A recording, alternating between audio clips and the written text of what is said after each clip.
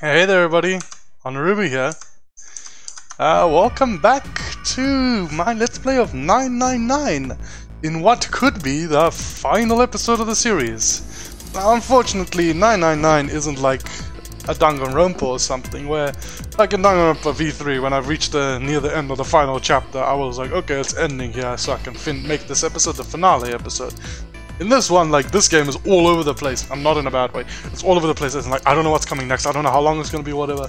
So, I was saying this could be the final episode, but if it stretches on too long, I might just keep going for another. Maybe, okay, my biggest fear is, let me just tell you, on the actual end of things, I'm scared of making the finale too short. That's my fear. But yeah, anyway, let's go. Last episode, we got the coffin ending, which raised a lot of questions. We also find out a lot about... Well, we found out about Alice, All Ice, Ice 9, all that stuff about the millionaire, about like the cat, the CAS, about Snake being alive because of his left arm, who's in a coffin, the thudding on a door, that's fucking freaked me out. And now we're going for what seems to be the only route left, and hopefully unlocking this fucking safe that I've been trying to unlock since the beginning of this Let's Play. Well, not trying to unlock, I've just been mentioning it since then. Then what you... We should talk it through. Talking won't solve anything. It can't help us find our way out of here. Santa. Hello, Santa. Fucking piece of shit. Probably betrayed us. I'm saying probably because I'll leave my mind open. Oh, I'm leaving my mind open.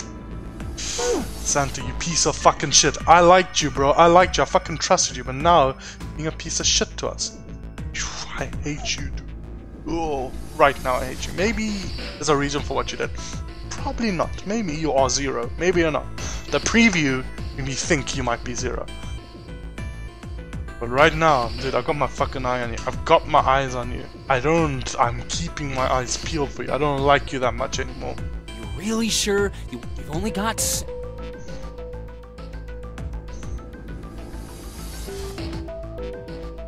Well, thanks to Snake's card, at least. Correct. And so long as we all follow the rules, we will most likely be alright. Look at the Snake's left arm. Let's try to see Snake's left arm. But... Who's going to... Oh yeah, all 8 of... Then it... Wait. I'm telling you now, there is no...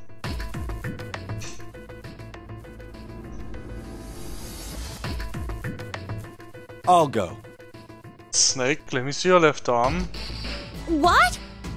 Are you missing an arm? Don't worry. We may part now. How do you know that? Because I do. That's not an answer! If you're going...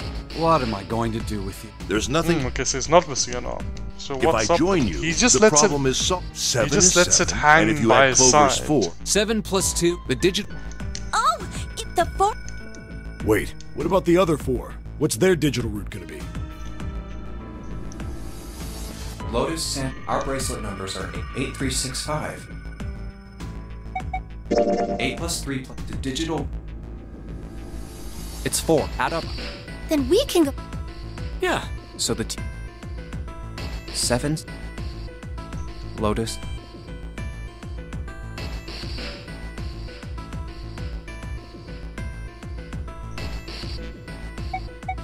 I want to be able to go through door 5. Hey, wait. Cool. I want to go through... What? What are you saying, Jumpy? If you're going through that door... No, you can't. Why? We're... Oh, you know what's in there, don't you? Well...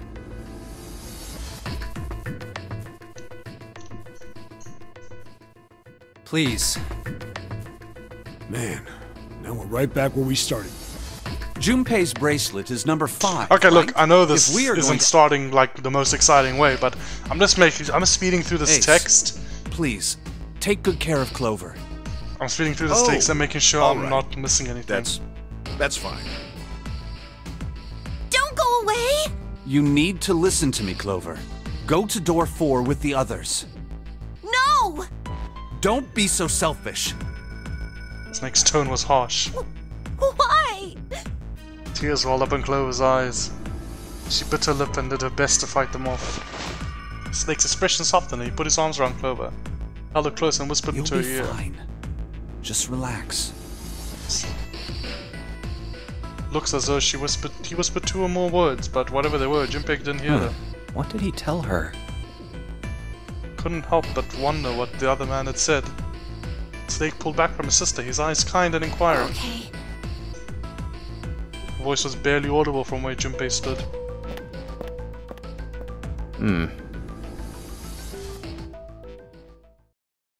For long, new teams were Let's make sure assembled. we've got this straight.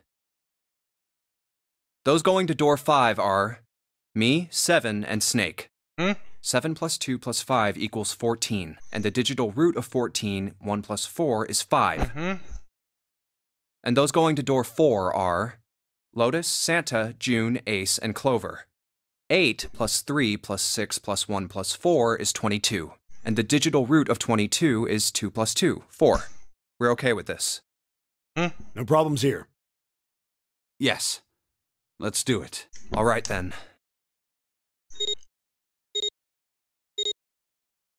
Seven, Snake, and Junpei scanned their numbered bracelets in quick succession. The screen of the red showed 3 asterisks. The lever's all that's left. Okay. All right, then. Let's go. Junpei glanced around one last time, his hand resting on the lever of the red. Okay. Please be careful. So was written plainly across her We face. will.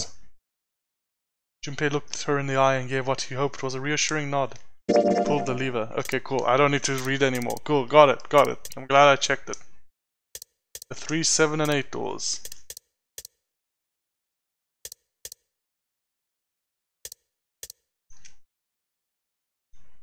So I'm going through...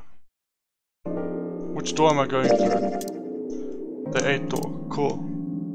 Okay, so I just need to pick the 8 door. I got it. I'm just gonna frickin' skip through until it's time to make the choice.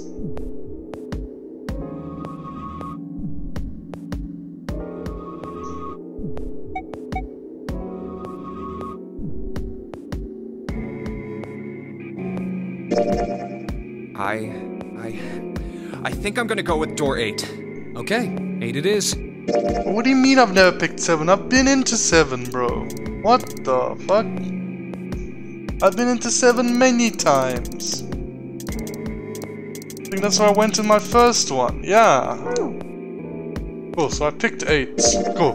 Okay, so this has been taking a very slow start for a finale. It's only been... Oh, Jesus, it's been 7 minutes. Now we're gonna go into some interesting stuff. Cool, computer. Junpei pushed the button in front of the monitor. Oh, that worked. With a soft hum, it turned on. Streams of letters that made no sense to Junpei began to scroll across the screen. He had hoped it would turn on. He hadn't expected this. Huh? It's running on its own? It certainly looks like it. Isn't that kinda weird? What? Well, it's not connected to the main computer, right? There's just this keyboard and monitor. The only cable connected to this thing is the power cable we just plugged in. So, why is it working? Maybe it's a wireless display. Clearly, this was a reasonable explanation to notice. A wireless display? So, I'm expecting there's going to be new information here that we haven't gotten in the previous routes.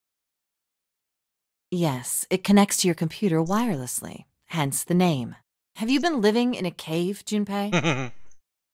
You most certainly had not, but... Is that normal? Yes, at least where I worked. Oh. Oh, it stopped. Pass with a colon. Looks like we need to enter a password. Again? There must be a hint around here somewhere.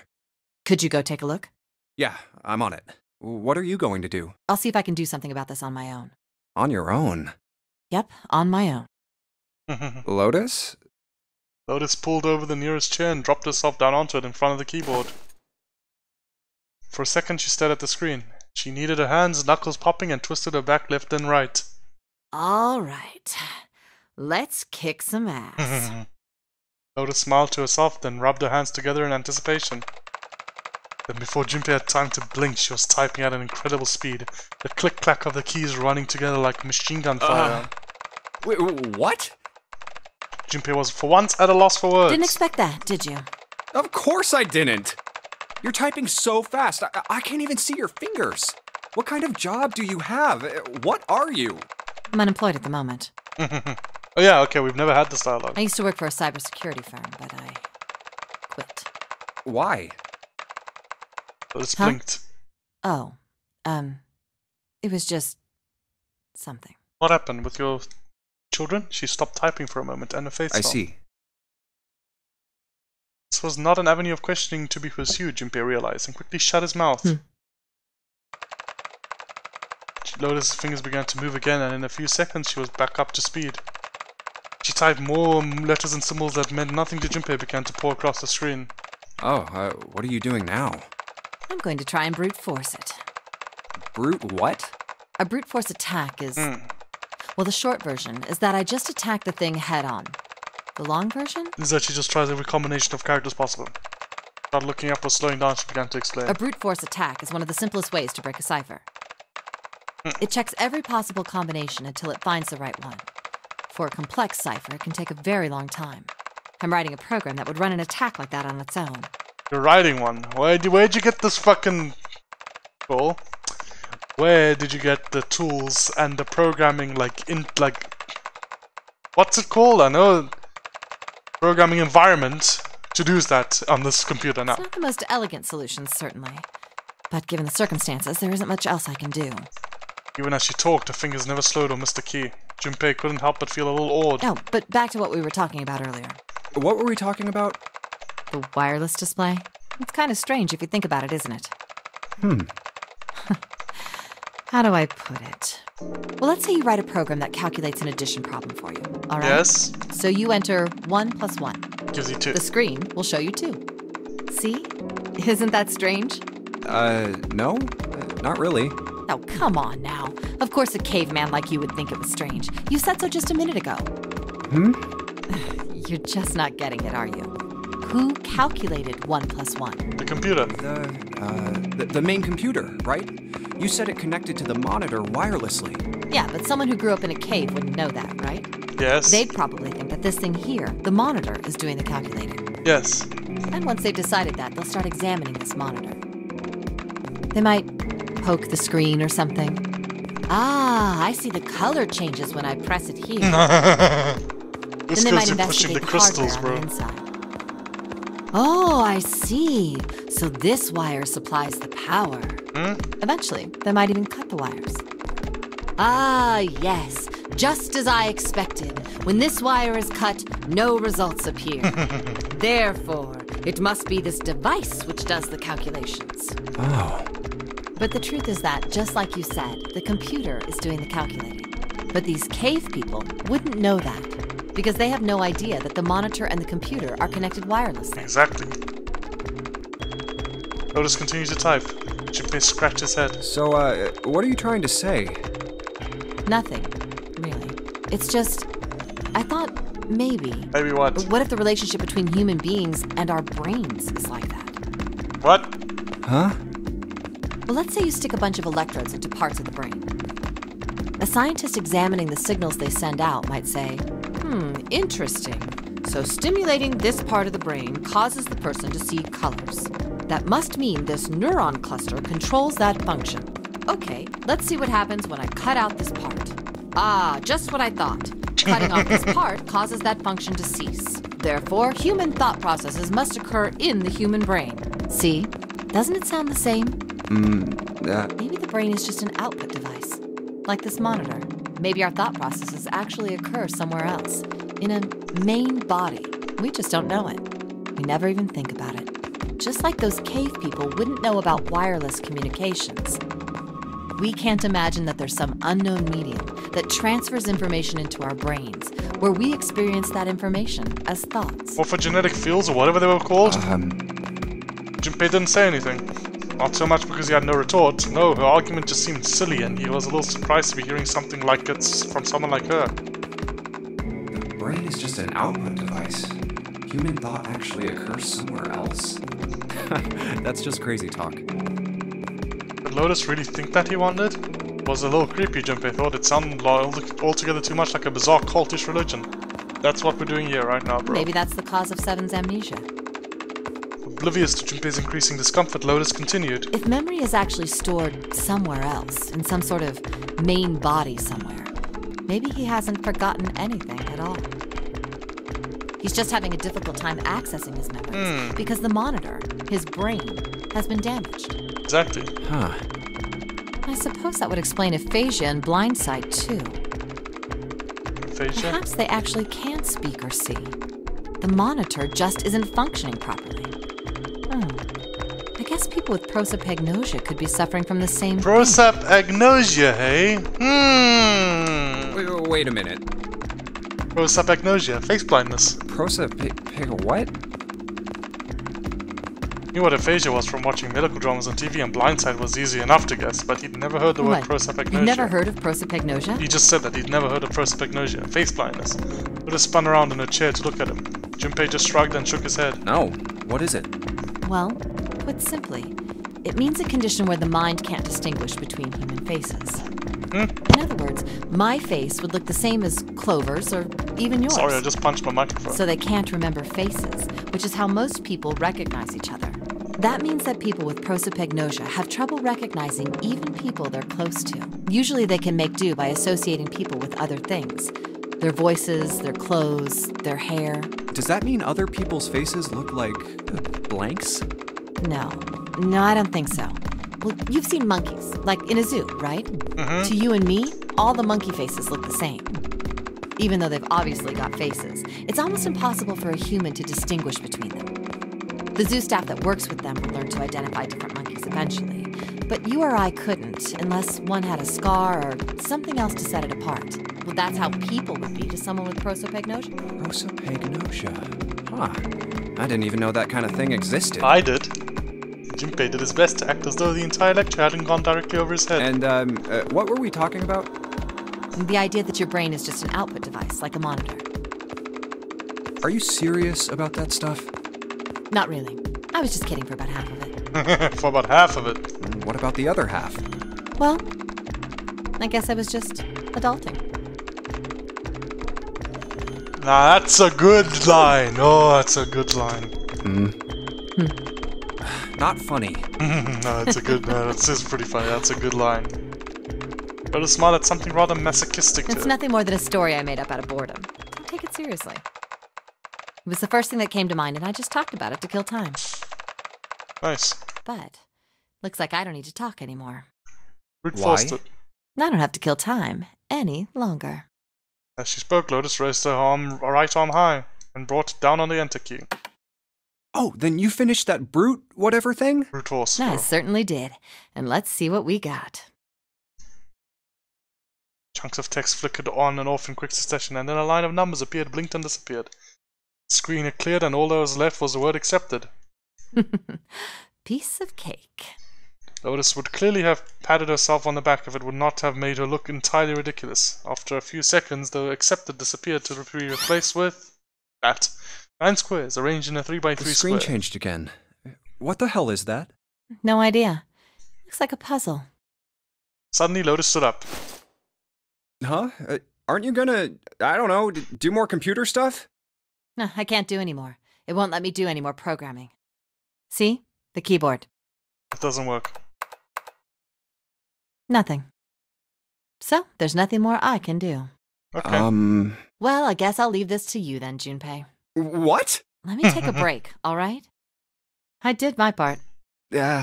Well... He wasn't sure what he wasn't sure what to say to that.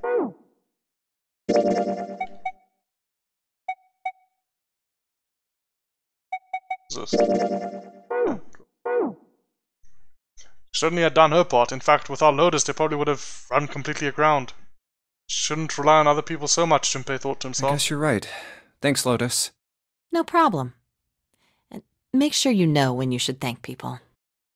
Well, I like this one so much better than the other one because we didn't fucking insult her for no reason. Now, I better take care of this myself. No more relying on anyone else. Junpei crossed his arms and stared at the puzzle shown on the screen. Locker time. It was just at that moment that he heard a voice behind him. It was Clover. Hey, Junpei, do you have a minute? Put the puzzle aside for a moment and walked over to Clover. What's up? I wanted to ask you something. Hmm? Junpei, you went into door 5 with my brother, right? Yes, I did. Did you hear him say, like, anything weird? Huh? Why is she asking me this? Junpei wondered. Oh, she thought about it. The more he thought about it, however, the more it made sense. Snake had been gone for a long time. Clover was quite attached to her brother. Of course she would have been worried about him. Well, let me think. Thought back to when he'd gone through door 5, hoping he might remember something, even a small something that would help her. However... Sorry, Clover. I can't really think of anything. I mean, he did mention that his hearing exceeds that of a regular person, or something like that. That's just because he's blind. That's about it. Okay. Clover's words were barely audible. She nodded vaguely to Junpei and turned to walk away. Hey, wait a minute. Hmm? Look, I don't know if I should ask you things, but if you don't mind, I was hoping you could tell me if, is Snake, I mean, was he born...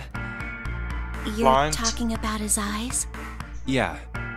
No, he wasn't born blind. When he was a kid, he got in an accident. A really bad car accident. He couldn't see after that. And his arm... His left arm. His arm? Yeah. My brother's left arm is... prosthetic. It's not like a normal person's arm. It's fake. It's not a real arm. The accident hurt him really bad. To save him, they had to cut off his arm. So now it makes sense. Now it makes sense. Cool. Thank you for giving me that answer. Now that I've gotten the safe ending, I've understood that...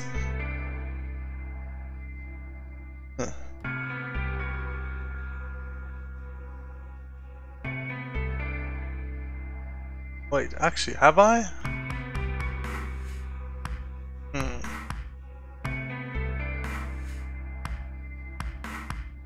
Let me think. But no, in this ending, we're not going to go to the same door as Clover, so we're not going to be able to tell her that her brother didn't die. Wait, she's still going to think he died, but doesn't matter. I don't know. Oh. But anyway, now I know. Now I know. Is that all you wanted to ask me? Now I know, like as a player, I know the reason why she realized that if his left arm had a bone sticking out of it, it wasn't Snake. Talking about her brother had clearly taken a great deal out of Clover. Junpei nodded. I'm sorry for making you talk about all that painful stuff. It's not that. Clover only shook her head and walked off down the stairs. Is that it? Was it? That was a short one. Okay, that was a short one. Cool. Oh, there's not a lot for this one. No, there was a lot for this one. Like, so many. I don't mind. I liked it. I really enjoyed last episode. Cool. Let's go to the engine room and do the handle. Oh, we're back here. I believe the box has reached the floor. Yeah. Stuck his head out over the side of the catwalk and looked down. The box had only recently hung just below the catwalk, now sat on the floor. It had come to rest near the end of the tunnel that covered the conveyor June's down belt. over by there. Junpei could see her, still leaning against the wall as if she had barely had the strength to sit up. From so far away, it was not difficult to see that she had not improved. He almost thought he could see heat rising from her body. She doesn't seem to be improving. Ace's expression was inscrutable, but he'd said what they'd all been thinking. Well, of course not. She's not gonna just get better right away, you know? It'll take time. He tried desperately to convince himself that what he'd said was What true. could be causing this, I wonder? Illness, perhaps? I'd say exhaustion. Nah, it's gotta be exhaustion. Hello, asshole. Fuck you. Xander's response was confident and certain and betraying. She gets dropped into some weird-ass shit, forced to play some messed-up game. If you think about it, it's a lot weirder that we aren't freaking out just like her, you know? So you're saying we're abnormal? Yeah. We're just running around this room, solving all these puzzles like it's just business as usual. How the hell could you call that normal? We're just guinea pigs. Xander snorted in disgust. A guinea pig? You mean like a lab rat? You mean we're being used for some sort of experiment? Is that what you're saying? Dunno, but it does seem like a possibility. I would say you do know, dude. I would say that you know exactly what the fuck I'm talking about. Stood there for a few more minutes, no one speaking, until Santa turned and walked away from the winch. Junpei and Ace followed him. You know, speaking of experiments... Santa suddenly stopped. There was this experiment some scientists did with rats. Tell me, you frickin' rat. First, they took a squarish C-shaped tank and filled it with enough water that the rats could drown in it. The tank has 2 exits. Just to make it easy, we'll call one A and the other B. Okay. Exit A is pitch black, so dark even a rat can't see anything. But exit B is electrified, which means the rat can't leave through it. So, what would a rat do if it was put in this situation? Dude, this just sounds like fucking rat torture. Jesus Christ. Which exit would the rat choose? A. There was a moment of silence after Santa posed a question and then Ace responded. B, of course. The rat has no way of knowing that exit B is electrified. Oh wait, no, he's saying which one would he choose first. Exactly. The rat goes to exit B. Of course, like I said, it's electrified. Then it gets shocked and goes to exit A. Which means the rat can't get out that way. So, after a lot of trial and error, the rat finally finds exit A. I can't say that's very interesting or relevant. It's simply the story of a laboratory experiment. That's the story of a very unethical and animal abusey laboratory experiment to me. It isn't very interesting. Yet. See, these scientists repeated this experiment over and over. Oh, and what they found was that every time they repeated it, different rats would go to exit B less because of morphogenetic fields. Using whatever they were hundreds called. of different rats over several generations. This produced some surprising results. With each generation, the rats took less time to find the correct exit. Eventually, a rat was put in the tank who instantly chose exit A without even attempting to go to exit B. But that wasn't the most impressive part. The same experiment was conducted in another laboratory, far from the original one, with the same results. Just like fucking Ice 9, it's just like fucking EDT, it's just like all this other shit. It's just like the dog picture. Yeah, I got the picture this game's trying to pull now. It's like, okay, cool. The rats, like, they did this experiment in frickin' Slovakia, and then they did it in frickin' the American Samoa, and then the rats there in American Samoa started copying what the rats in Somalia, copied what the rats in fucking Slovakia were doing. No, on second thought, the results weren't really the same. Okay, never mind. The rats in this second experiment began the trials with significantly faster times than the first rats in the initial one. These rats weren't related to the others and had never even come in contact with them. Yeah, just like fucking Ice 9, just like fucking EDT. They all easily found their way to exit A as though they already knew. What did it mean? Just like freaking using our brains as output instead of input. Are you suggesting something like telepathy? Telepathy, that comes up a lot, bro. They were passing information to one another through some undetectable medium? Look, the first time I played this game, I had no idea that telepathy would be this much of a big theme through this game. Because apparently, the first time I played this game, I missed every single route that had anything to do with telepathy. I think the first time I played, the first ending I got for 999, completely missed every single route that had to do with telepathy. Ace looked skeptical. Santa snorted at him. How the hell would I know? I'm not any kind of scientist. I don't know what made him do that. But I do know that story's true. And if you've got another explanation, I'd sure love to hear it. Come on, let's get going. Yeah, let's There's still a lot here we haven't checked out. And we gotta get the hell out of here before June passes out. Started waiting for a response, he turned around and started walking. Junpei, however, wasn't quite ready to leave the topic alone. Hey, wait. There's something I want to ask you. What? Santa stopped and turned around. Why did they use that tank for the experiment? Huh? What tank? Well, I mean, it seems like you could conduct the same experiment without the water. Life or death, bro. They could have just used a dry box, you know? If they needed to motivate the rats to escape, they could have, I don't know, put some bait by exit B or something. It's just like what Clover said, you have to have a life or death situation. I mean, do they really have to make it so the rats can drown? Santa gave a grim bark of a laugh. You know, the word emergency comes from the same root as the word emerge. You ever think about that? Huh? Well, an emergency is something urgent, often something dangerous. And to emerge means to sort of come out, or appear, or rise out of something else. Epiphany. So what's going to emerge in an emergency? Inspiration. Inspiration. Inspiration? Yeah. Think about it. When the chips are down, either you crack or your mind focuses and pulls up what you need. So in an emergency, your real potential emerges. Is that what you're saying? Yeah. That's why the rats had to drown. They had to be in danger. There had to be an emergency for inspiration to emerge. Had to be in danger of death for them to have an epiphany. Oh.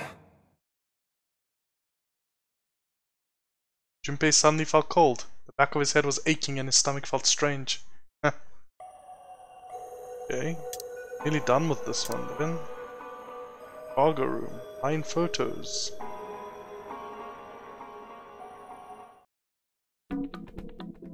Now we finally have all 9 picture cards. We just need to insert these cards into the slots at the front of each box. Junpei stared at the cards in his hand. Ace peered over his shoulder at them. You know which card goes in which box, yes? Junpei gave him a look. Yeah, of course I do. It's really obvious. You just match our numbers to the numbers, then you pop the corresponding card in the right box. So for instance, the card with the picture of Ace on it goes into box 1. The card with the picture of Snake on it goes into box 2, and so on. Yep. Oh, I see. Huh?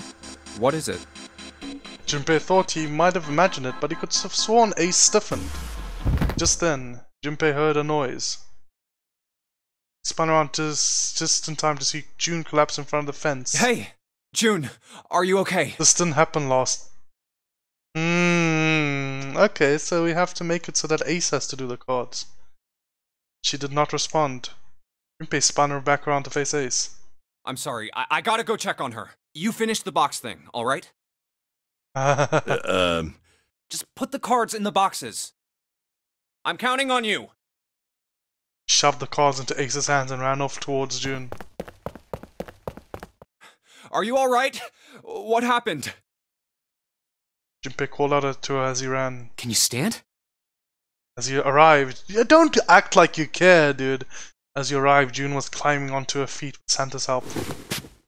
Oh, I'm sorry. I'm fine. I just tripped. Don't give me that. Now is not the time. But it's true. I tripped over a box. Just let me see for a sec. Junpei put his palm on her forehead. Huh. You're still warm. Her temperature was much the same as it had been last time he checked. She wasn't hot like she'd been before, but she was still warm. Her fever wasn't completely gone. I saw her fall. I think she really did just trip on something, you know?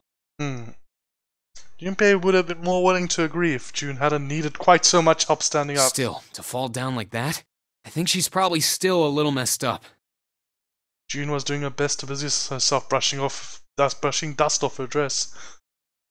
Her smile looked a little embarrassed and her face was a bit flushed. But she did look a great deal better than she had.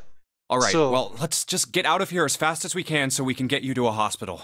Oh, I don't think it's anything that serious. I just need a little medicine and some sleep, and I'll be fine. Okay. Medicine, huh? What about Well, medicine? if we could get in touch with anyone outside, I'll bet Ace could swing that for you easy. Ace? Why? Huh? Don't you know? He's the president of the pharmaceutical company. Yeah, okay, cool. Cradle Pharmaceuticals is the name, I think. Ooh, laddie. When you find the name of the thing you're looking for, I don't know why I went Irish there for a second, dude. Cradle Pharmaceuticals, President, Experiment, Ace 7, Lotus Ace kidnapping children. What? Why? I don't know. Their flagship product is an anesthetic drug called Soparil. Soparil. Soparil. I've heard of that before somewhere. Junpei couldn't shake the feeling that he'd heard about Soparil before. Santa continued. Soparil. It's an anesthetic that's a gas at room temperature. A lot like how nitrous oxide is. Please take the needle off my screen. It takes only a few seconds to spread, and even a small amount is very effective. A bunch of countries quickly accepted it for widespread use within their police and military forces.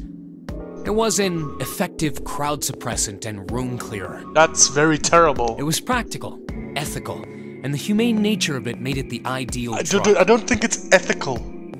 Like, to be a crowd suppressant room clearer, to fucking... Whoa, look, police states. Now police states pop up. Anytime there's protesters for these freaking cops, you just suppress the whole room. It's like, oh, the protesters are gone, yay! It's been around for about 6 years. They developed it from the extracts of several different roots. It became popular almost as soon as it was made public, with many governments placing large orders. Demand for Soparil skyrocketed, and of course that meant Cradle Pharmaceuticals' stock did too. Why do you know all of this? Santa's information was interesting, but Junpei couldn't help feel a little suspicious, and his reply was blunt and simple. I heard it from the old man himself. From Ace? When? By the number 4 door at the central stairway, when we were searching the second-class room. Remember how Snake, 7, and you went to door 5? It was back then. I asked him what he did for a living, and he said he ran his own company. After that, we just started talking, and I guess it just came up, you know? Huh. Are you worried about something? No, nothing. Cradle Pharmaceuticals.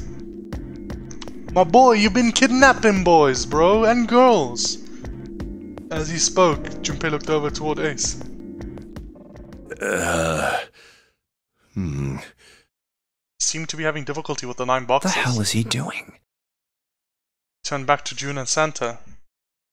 June, don't push yourself, alright? Yes. Santa, could you take care of her?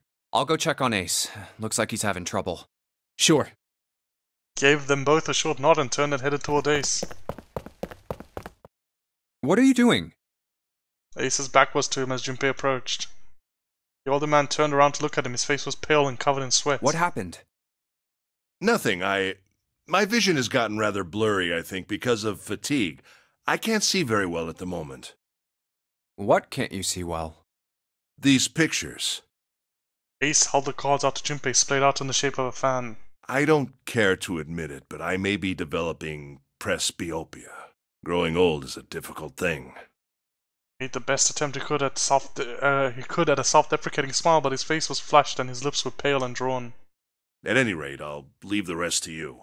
I'm feeling awfully tired, so if you don't mind, I'd like to rest for a bit. Shoved the cards into Junpei's hand and walked quickly away. Junpei looked at him How quizzically. could simply looking at cards have tired him out? Junpei looked down at the cards in his hand. All of the pictures were quite clear and each person easily recognizable. Was Ace's visions truly so bad? But if it wasn't, what had made him so uncomfortable? That was when Junpei remembered what he'd heard from Lotus much earlier. Prosopagnosia. Prosopagnosia. Well, put simply, it means a condition where the mind can't distinguish between human faces. In other words, my face would look the same as Clover's or even yours. So they can't remember faces, which is how most people recognize each other. That means that people with prosopagnosia have trouble recognizing even people they're close to. Maybe he's got prosopagnosia? Junpei took another look at Ace. He sat at the base of the stairs looking quite depressed. Well, he looks depressed enough to have it. Really did have prosopagnosia. There was no doubt it was a depressing and painful experience. Still, Junpei didn't feel like patting him on the shoulder and telling him everything would be alright would help that much.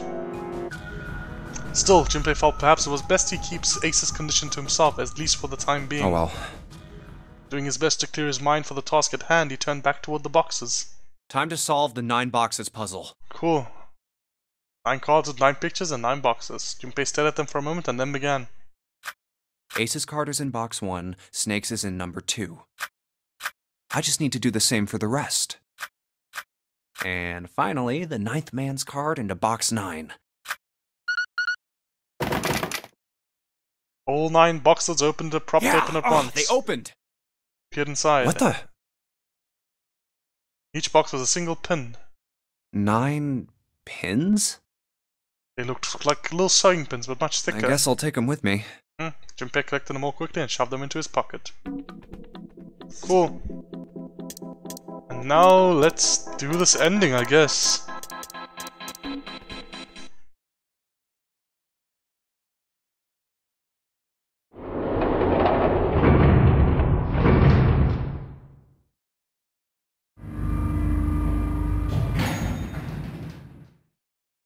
They took the elevator up to C deck. Where does it split? What is this one? A missing Clover. Okay.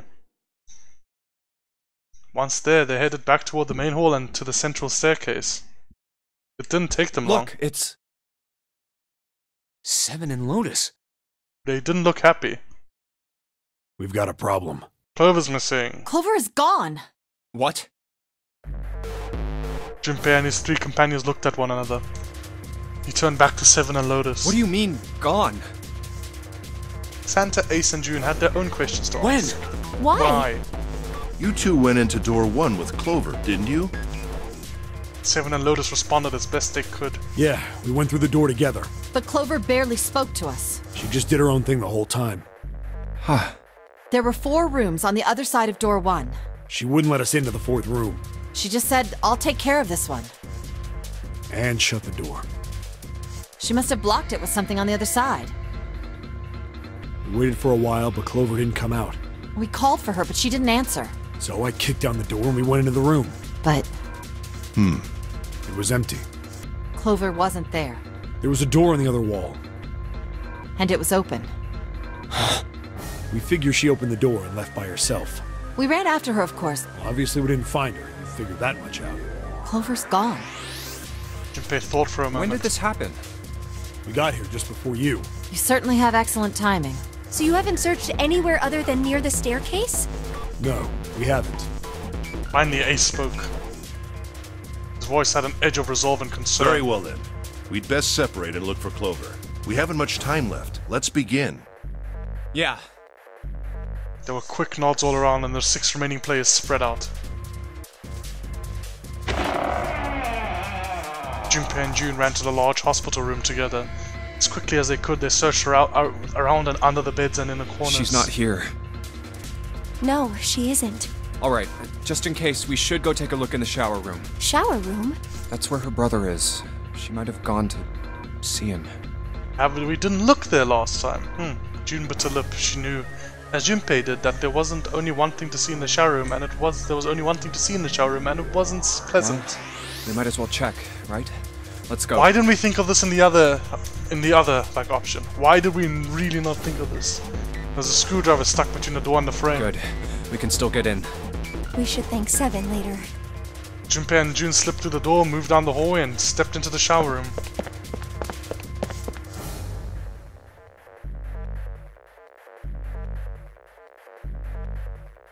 No luck.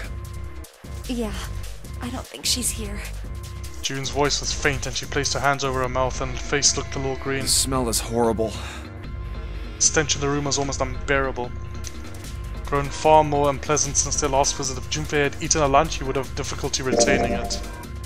He wanted to leave the room as soon as possible, but he had to be sure. And the only way to be sure was to check the other side of the divider. Let's check the back, just to be sure.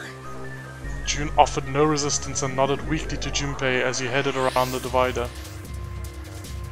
He stopped at the corner and turned his head. No, she's not here.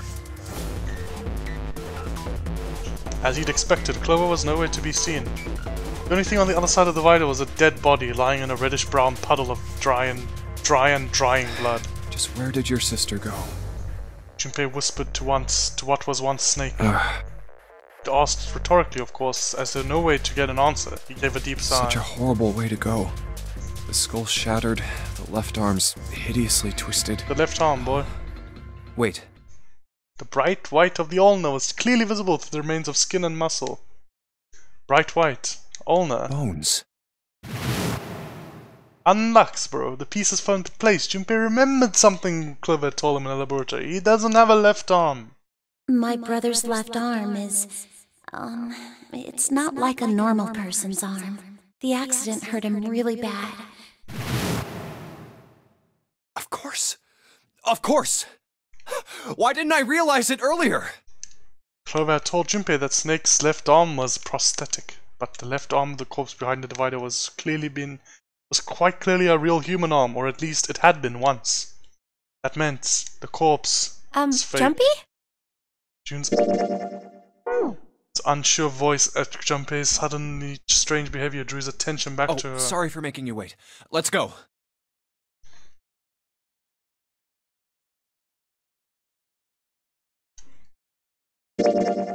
Just trying to see where it split. Junpei and June headed back toward the large hospital room. They stepped through the door and out of the shower room. Down the hallway they went, searching for Clover in every corner. They had reached the stairs when Seven appeared, breathless and yelling. Junpei! June! Where were you guys? He looked pale and his face was drawn. Something terrible had happened. Junpei's breath caught in his throat. Did something happen? Seven drew a shaking hand across his face and gulped down a breath of air. Clover is... dead. I found her in the first-class bathroom.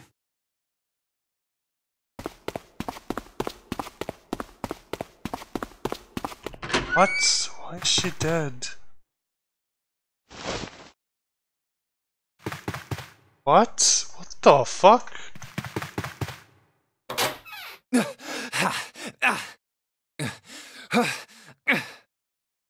All sound ceased for Junpei. The world was an empty, muffled expanse. Then he began to hear his own breathing. What the fuck? June's mouth moved, but he heard nothing. She tried once more, and then her energy was gone and she collapsed against the wall.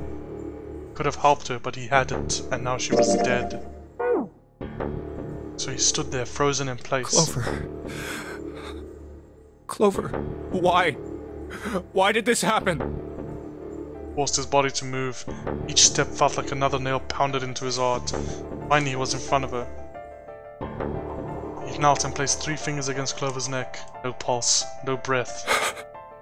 But she was still warm, and her eyes were closed peacefully. It would have been easy to think she was asleep. Easy, that is, were it not for the slowly expanding puddle of blood beneath her. Traced its source back to her, a gash just beneath her shoulder blade. Was the weapon a knife, perhaps? If it was a knife, the killer had taken it when they left. When he closed his eyes, he saw Clover smile. Clover! Her innocent smile, her energy. He would never see her smile again. Way. Could have done something, could have helped her. His stomach twisted itself into a sickening knot. Let's get out of here, June.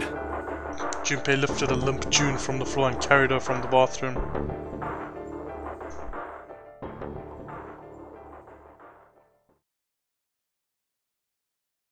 Are you alright? It was a foolish question and he knew it. Yes, I think so. Her voice was weak. The fever had gone down, but the emotional scars she'd received were not likely to recede as quickly. Junpei had laid his hand on her shoulder and they walked back to the bedroom. You should get some rest. Here, the bed. Can you sit? Yes. She nodded once and stared at the floor. There were 4 others in the room. Let's see something. There were 4 others in the room. Ace, Lotus, Santa, and Seven. They all stared at nothing, their faces drawn and tired. After a while they drifted into the bathroom to see Clover's corpse themselves. Once everyone was back in the bedroom, Junpei walked slowly to the center of it and looked around as the slumped figures gathered there. Who was the first to find the body? Me. Seven spoke from behind Junpei. He turned around. Seven's hand was up. Why did you come to this room? To look for Clover. Why else? I found her body in the bathroom. As soon as I did, I ran outside. I got to the top of the stairs by the casino and yelled as loud as I could. Hey, guys! I found her, but it's bad! She's in the bathroom in the first-class cabin! Come quick! Or something like that. Then I went back to the bathroom. Ace, Santa, and Lotus showed up real soon after that. But I guess you two hadn't heard me or something because you didn't show. So I took off down the stairs to look for you. After that, I mean, you know the rest, right? Yeah, I do. Junpei nodded and closed his eyes. There was one more thing he needed to ask. Seven. There's one more thing I'm worried about. What? You stuck one of those plates in between the door and the frame, right? Why did you do that? Come on, didn't I already tell you that? I did it so that the door wouldn't lock. So we could come back to this room? Oh, you think I did it? Well, I don't know. That kind of depends on what you say, doesn't it? For crying out loud. Seven sighed and shook his head. Follow me. There were 2 doors standing next to one another. He opened the one on the right, the safe. A closet? Yeah, Seven stepped inside. He stood in front of one of the shelves that folded and gestured toward a small box. The box was a small metal cube. Yes, finally, please let's acknowledge the safe. This thing's been bugging me since the beginning, bro. He looked at Junpei. This is the reason. This safe. We couldn't open it when we were getting through this room. I figured there might be something pretty important in it. I couldn't stop thinking about it.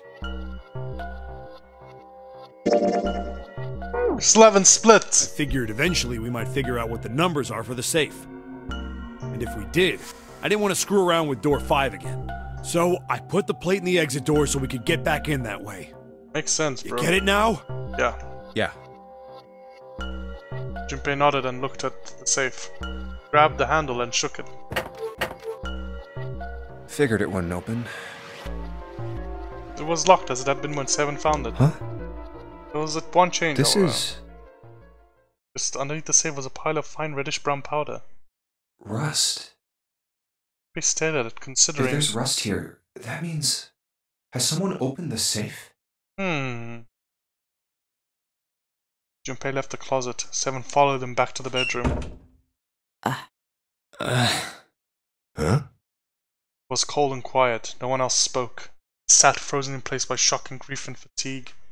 The room felt tiny and oppressive, and the thick metallic smell of blood filled the room. Junpei turned and headed for the living room. Anything to get out of there.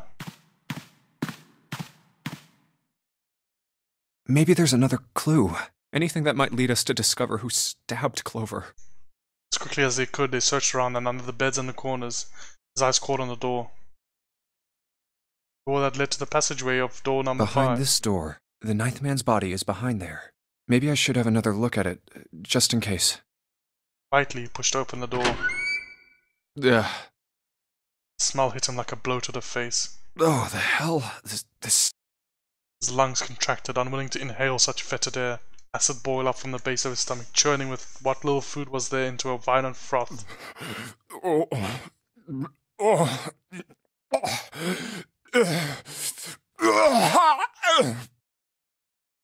was too much for him, and he vomited. A thin stream of yellow water and bile spattered onto the floor.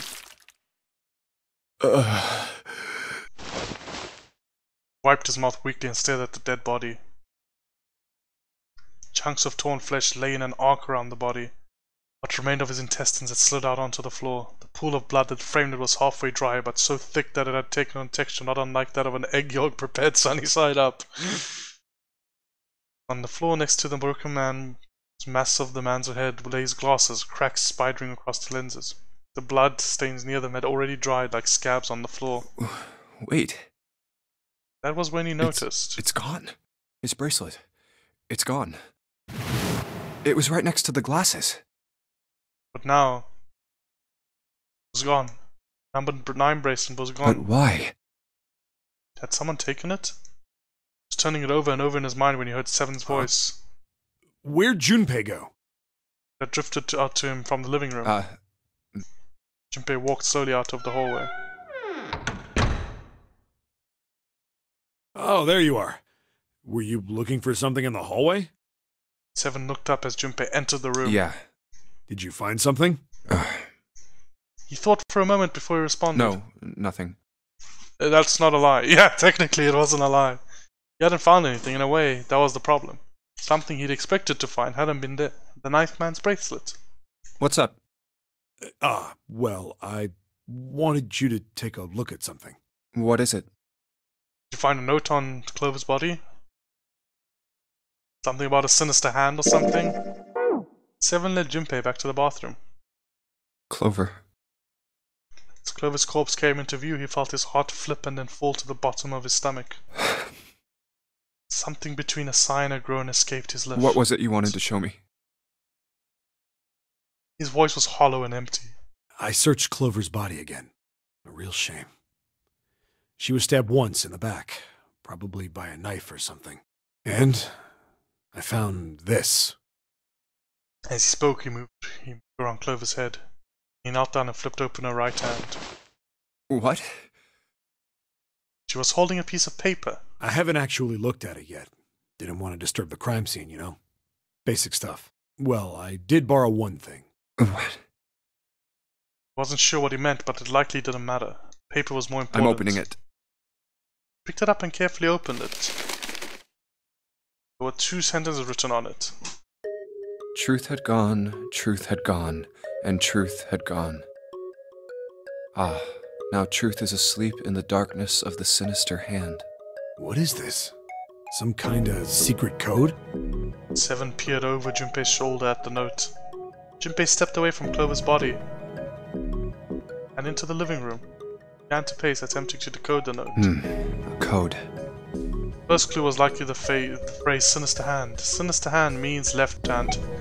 I know as a lefty, bro. I know as a freaking lefty. Sinister hand. Left hand. Dude, people fucking hate me. My first grade teacher refused to teach me how to write, bro. Sinister was a term used in heraldry that meant to the left of the bearer of a coat of arms.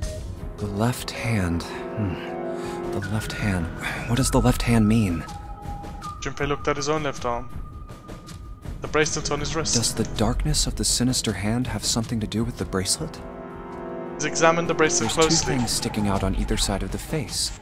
The left and right sides of the face. Left and right. Left and right. Right and left. Truth is gone. Truth gone. Truth gone. Maybe those 2 words.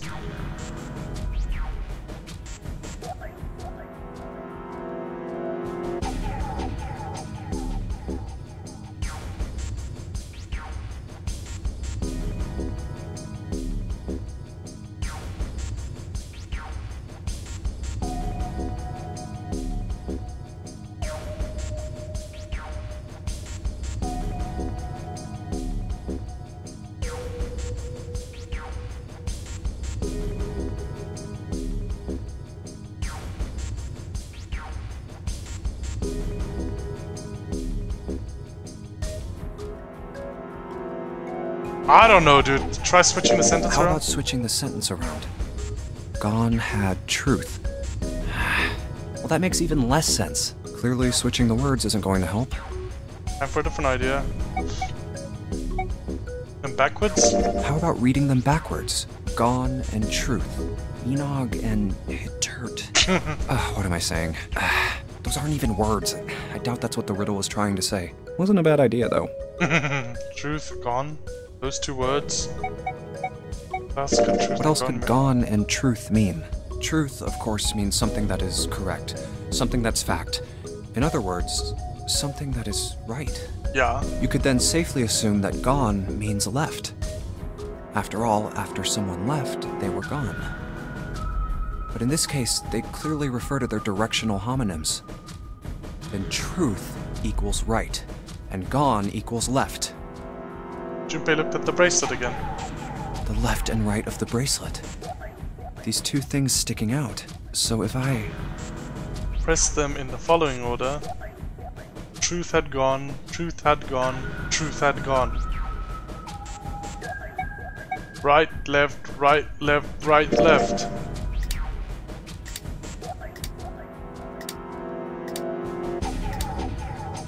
And then 1, 4, 3, 8, 3, 4, 2, 1.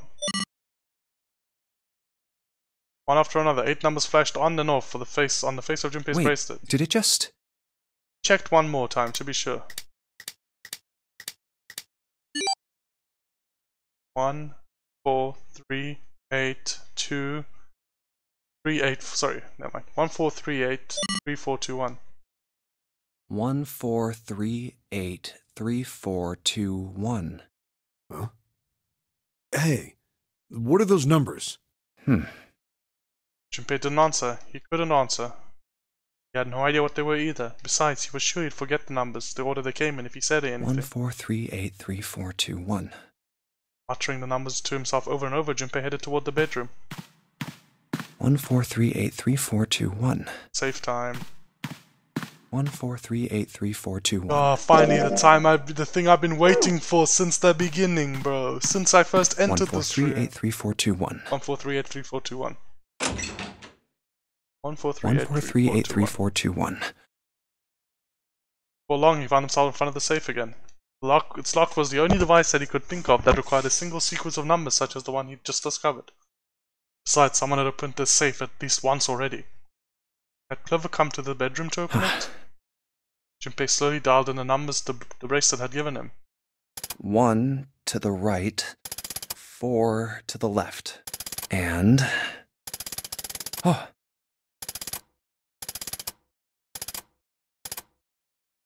Finished. Bingo. I knew it was for this. Small telltale sound of a lock opening. He grabbed the handle, took a deep breath, and pulled it up. Oh, is this some sort of note? Inside was a piece of paper. It was roughly the same size as the one Clover had been holding. Let's see. Junpei picked it up. This is what it said. Fact number 1. The Onurubu game was played once before, 9 years ago. Fact number 2. The person with the number 2 bracelet attended the game 9 years ago. Fact number 3. It was planned by the following 4 people. Cradle Pharmaceuticals CEO, Gentaro Hongu.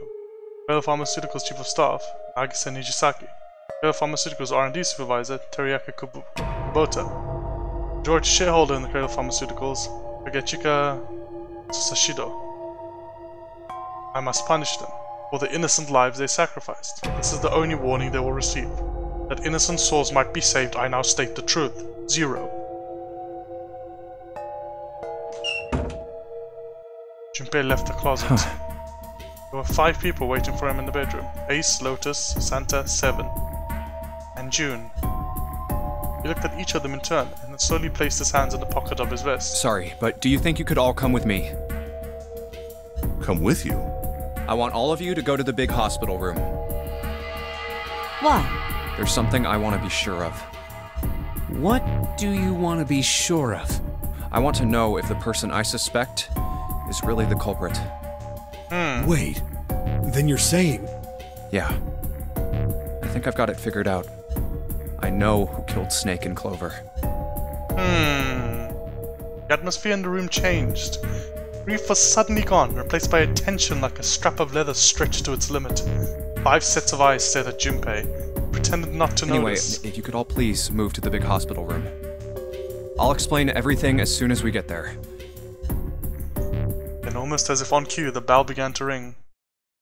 1, 2, 3, 4, 5. 3, 4, 5. It's the bell from the clock in the main staircase. The bell rang 5 times then ceased. It's 5 o'clock. Got only an hour left. We don't have a lot of time left. Let's go.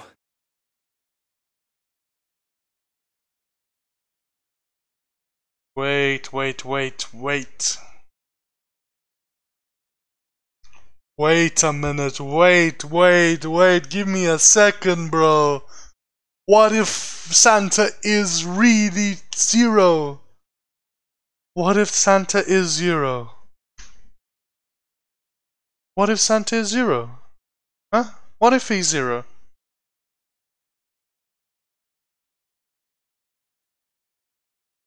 Santa is 0 because he wanted revenge against Ace.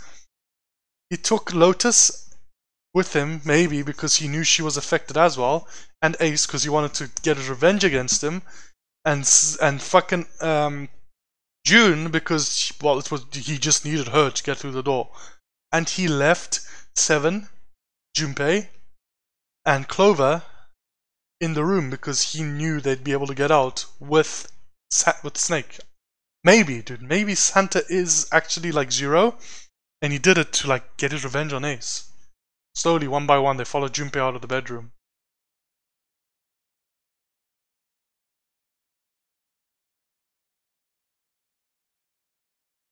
Actually, before we get started, I was hoping you could do something for me. The culprit. Junpei stopped in front of door 3 and turned around. Ace, 7, and Lotus, could you please place your palms on the red?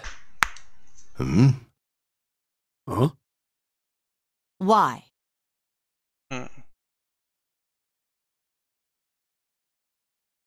15 plus 1. 16. 7. If we need to get to the shower room, why don't we just... No, we're not going inside. Once you've authenticated, step away from the door. Why? Please, just do it. Or perhaps you don't want to know who killed Snake and Clover.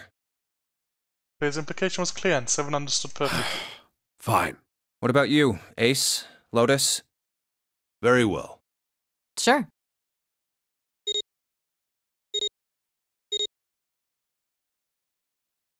Quickly, they pressed their palms onto the red. Once they had finished, they stepped away from the door, as Junpei had instructed. The asteroid shone from the red display panel. I have this idea. I don't think this device responds to a hand placed on it. It instead reacts to a bracelet being brought close. Okay, now we finally fucking get an answer. Look, this is what I've been saying. This is what I've been saying for every single fucking... This is what I've been saying for like nearly for like 4 out of the... Oh, we've only gotten 4 endings. Like all the other endings I've gotten is like, dude, it has to be your hand. No, it doesn't have to be your hand. You just need the fucking bracelets. Thank you. This is the one ending I should have gotten fucking first or second or something. Or whatever I should have gone. Because now I realize that fucking you can get out of this place by just having the bracelets. You don't actually need a hand. Junpei approached it and held his bracelet over the scanner. He made quite sure he didn't place his palm on it and instead Brony brought his bracelet near it. Fourth Astros I knew appeared. it. Just as Junpei had expected. It was possible to authenticate without placing one's palm on the red, so as long as the bracelet was brought near it. Junpei pulled the lever down.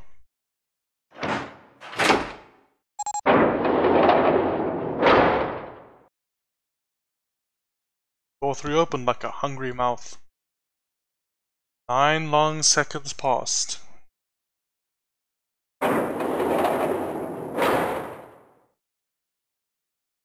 Door shut, unfed. They walked slowly back to the others who were waiting some distance from the door, talking to one another. Santa and June joined them as well. Huh? Looked as though they hadn't found a chance to break into the conversation yet. As Junpei approached, they also turned to look at him, curiosity plain on their faces. Before long, the other 3 did as well. What was that about? How should I know? Ace? Clearly, they were all expecting some answers. Ace, why aren't you saying anything? Thanks. I appreciate your cooperation. Clearly, they'd hoped for something more forthcoming. Continued. By the way, Ace, would you mind if I asked you something? What is it? Ace plus 2 equals 3, plus the 9th man's fucking bracelet. Ace took the 9th man's bracelet, used his. 8th took his bracelet, 9th man's bracelet, scanned Snake, he chucked them in there. Do you know who I am? What? What kind of question? Just answer it, please. Who am I? You're Junpei, of course. Who else would you be? Unfortunately, that's the wrong answer. Actually, I'm Santa. What? Ace's voice was full of surprise, but it was also tinged with confusion and fear. Everyone else looked nearly as surprised. Santa looked especially shocked to discover he was actually someone else. If he spoke, however, the trap would be exposed. Junpei quickly continued. The clothes I'm wearing, I borrowed from Junpei. And the clothes he's wearing are mine. We had a little swap. That's ridiculous. Impossible. So, you're saying I'm not Santa? Of course you aren't. Why? What makes you so sure I'm not Santa? If you were Santa, then door 3 wouldn't have opened for us just now. 1 plus 7 plus 8 plus 3 equals 19. 1 plus 9 would be 10. The digital route would be 1. But the 4 of us just opened door 3. You can't possibly be Santa. Your bracelet number isn't 3. It's 5, right? When it was too late, did Ace realize his mistake. He set his jaw and glared at Junpei. You're exactly right. My bracelet number is 5. As he spoke, Junpei lifted his wrist up and showed everyone the bright 5 on his red 5 on his wrist. Sorry, Ace. I tricked you. Of course, I'm not really Santa. I'm Junpei. Who could possibly think I was? It's obvious I'm not. To think I was? Ridiculous. But I guess you couldn't see just how obvious it was. I asked you before, didn't I? What makes you so sure I'm not Santa? And you answered. If you were Santa, then door 3 wouldn't have opened for us just now. Most people wouldn't say something like that. The first thing that would come to anyone else's mind wouldn't be the bracelet number. There'd only be one thing they'd say. One sentence. You don't have his face. Ace, you have prosopagnosia, am I right? Junpei's voice was quiet and calm. He knew the truth, so did Ace. Prosopagnosia? The others looked confused. What's that? No clue. Prosopagnosia is... You heard Lotus explain it to them. Ace glanced at them to turn back toward Junpei and sighed. Very well. I confess. I have prosopagnosia. I cannot differentiate human faces. Is that what this was about?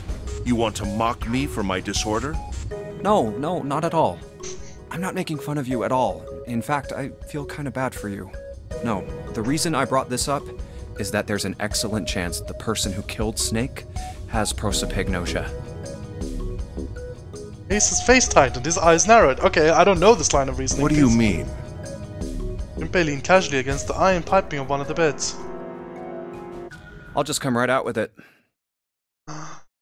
They killed someone they thought was Snake. I think it was you, Ace. You killed him. Junpei suddenly very aware of 5 pairs of eyes on him. He had their undivided attention now. The room had grown very, very quiet. Junpei took a deep breath. That's ridiculous. What possible evidence do you... I have 3 pieces of evidence. The first, think back to a few hours ago. You made us argue over the 3 doors here in the big hospital room. There was no way all 7 people could go through them. Lotus suggested that we sacrifice one of us. Lotus looked away very awkwardly. Junpei glanced at her and continued. Then you, Ace, said, I'll stay here. Why would you say something like that? It's pretty simple, really. You didn't want us to see the dead body in the shower room. You see, if Ace stayed behind, there were only 2 doors the rest of us could go through. Doors 7 and 8. There was no way we could get through door 3, the shower room. You knew that, didn't you, Ace? That's why you volunteered to stay behind. Come on now, I think that's going a bit far. I can understand if you're jealous of my bravery, but please don't devalue my actions. I only wanted to save the rest of you. Surely you can understand my altruism. Unlux, dude. Altruism, huh? Junpei stared off into the darkness at something very interesting and lazily began to dig a persistent bit of wax out of his ear. You already knew, didn't you? You knew that whichever doors we took, eventually we'd end up back in the big hospital room. What on earth are you saying? Of course I didn't know that. How could I have? Really? Yes. Bleeding was not something they'd heard from Ace before. Junpei pulled a piece of wax from his ear, glanced at it, and flicked it off into the darkness. That's cool. I've still got 2 more pieces of evidence that say you're the killer. The second is that, as I said earlier, you have prosopagnosia. Then you mean to imply that a person who can't distinguish human faces must be a bad person? Yes, exactly. That's literally my point I'm making. And everyone agrees, like, yep, you got a disorder, you're bad. No, that's not what I'm trying to say. Junpei, they call that prejudice. No, I am not that stupid. Then why? Well, before I explain, I suppose there's something I should tell you. You didn't The kill corpse Snake. in the shower room. Isn't Snake. It's not Snake's. Ace's face went pale. The others looked confused as well. If the body wasn't I Snake's... didn't put it together right away, but there was something Clover told me. She said that Snake's left arm was prosthetic. He'd lost his real arm in an accident. But the body we saw in the shower room, let's call him Guy X. Guy X's left arm was definitely flesh and blood. In other words, Guy X couldn't possibly have been Snake. Oh God. No. That's impossible. Ace had started muttering deliriously to himself, shaking his head back and forth. Junpei was long past Let's caring. say, hypothetically, that the killer didn't have prosopagnosia. If that were the case, he would immediately realize that Guy X wasn't Snake. Even if the clothes were the same as Snake's, their faces would be completely different. It would have been obvious they were different people. And yet, they still killed him. Why? Why would they kill a stranger who'd only just shown up? On the other hand, if the killer did have prosopagnosia, it makes sense. They thought Guy X was Snake and killed him. Wait just a moment. Let's say you're right, and I mistook Guy X for Snake. Even if I did, I would have had no motive to kill him. Lux, you had a motive. Why would I want to kill Snake? I can think of at least 2 motives. 1, Snake knew about your past. If he ever revealed what he knew, that would have been really bad for you. You really didn't want that to happen. So to make sure Snake's mouth stayed shut, you killed him. 2, Snake had a grudge against you. You knew that, or at least you could have easily assumed he did. Even without exposing your identity, he was a threat to you. You never knew when you might be attacked. You couldn't ever let your guard down. Every moment was a moment he might try something. You didn't want that kind of danger hanging over you, so you... Hey, hold on a minute. For the first time since the beginning of Junpei's explanation, someone besides Ace spoke. What's the past that Ace wouldn't want us to know? Why did Snake have a grudge against him? Look at this. He handed Santa a small piece of paper. What's this piece of paper? Read it, bro. Santa squinted at the paper and began to The read. nonary game was played once before 9 years ago. The person with the number 2 bracelet attended the game 9 years ago. Bro, you wrote this paper. Why are you acting like you don't know what it is? It was planned by the following 4 people. Cradle Pharmaceuticals CEO Gentaro Hongo. What is this? Slowly, Santa looked up from the paper. His eyes met Junpei's. It's the message from Zero. It was in the safe in the first-class cabin. Then suddenly... Give me a break! Excuse me? Ace's face was red and shaking and his voice was full of fury tinged with desperation. That paper is a lie! Someone is trying to frame me! Me. You said me, right? Junpei's eyes narrowed and the trap began to close. Ace inhaled sharply. His eyes flicked off of Junpei to anything else. Gentaro. Wouldn't that mean you're admitting you're Hongo, the CEO of Cradle Pharmaceuticals? Or am I mistaken? It was as though a switch had been flipped. Color drained from Ace's face, and as he realized what he'd done, his eyes went wide. Very well. I admit that much. I am certainly the CEO of Cradle Pharmaceutical, Gentaro Hongo. So what if I am? I don't know anything about this nonary game that supposedly took place 9 years ago. Everything on that scrap of paper is bullshit. Someone is trying to set me up, you see? First of all, what? What? Tell me, dude. Tell me. Ace stammered as he tried desperately to work himself to a more tenable position. Junpei, you're claiming I did this all by myself. Yes. Think that over, alright? How could I have killed Snake all by myself? Not Snake. It was Guy X. I don't care who it was. You said the killer put this other man into door 3, right? Yeah, maybe. Then I couldn't have possibly done that alone. Nope. I couldn't have opened door 3 with only myself and Guy X. Nope. You could have. Huh? Huh? What? Ace's face was tight and his teeth were clenched. Junpei fixed him with his level stare. Trap was about to close. Actually, Ace, when you were unconscious, I took something from you. Remember when you were injected with that anesthetic and fell asleep in the big hospital room? Please no needles on screen. Back then, I took this. Junpei put his hand into his pocket. No! You couldn't have! Ace's right hand moved. Junpei smiled. I got you, Ace. Your right hand there tells me all I needed to know. You want to tell me what you were so worried about? What's in your pocket? It's the number 9 bracelet, isn't it? Ace, Guy X, and the 9th man's bracelet. That was all you needed to open door 3. That's how you killed Guy X all by yourself, Ace. All you needed was the number 9 bracelet in your chest pocket. Bro, this is so fucking cool. When fucking Junpei just fucking galaxy minded all over Ace. I love it so much. Ace lowered his hand from where it had stopped halfway to his pocket. Looked down at the floor, his face hidden from Junpei. All he could see was the corner of Ace's mouth twitching like a dying fish. If you want to play innocent, that's fine by me. Go ahead, tell me. I don't have the bracelet, if that's what you want to do. But if you could take off your coat and hand it to me, I'd really appreciate it. Otherwise, we'll have to take it from you by force. Right, 7? Yeah, it'd be my pleasure. 7 cracked his knuckles with a sound like gunfire.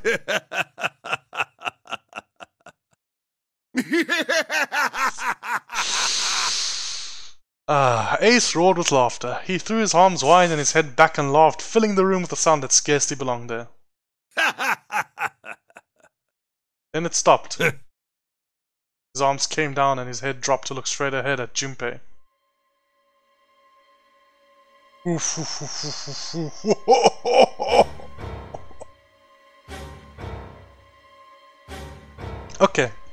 confession time.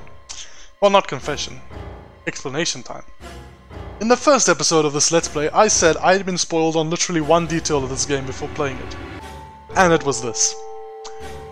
The whole time, I knew Ace was evil, and I knew he had prosopagnosia. That's it. I didn't know anything else about this. I didn't know anything fucking else about anything else I'd find out about this game, what Ace did, nothing. But yeah, going into this game, I knew that Ace had face blindness, as well as wasn't really a good guy. And now that it's the last ending I've gotten, it's been a pretty long setup for this payoff. Congrats! I was actually beginning to doubt myself, like, was that spoiler actually true? Is Ace actually a... Nope, it's true, because I had not seen anything about face blindness until this ending route. So well done, game, well done for hiding it really well. Well done, Junpei.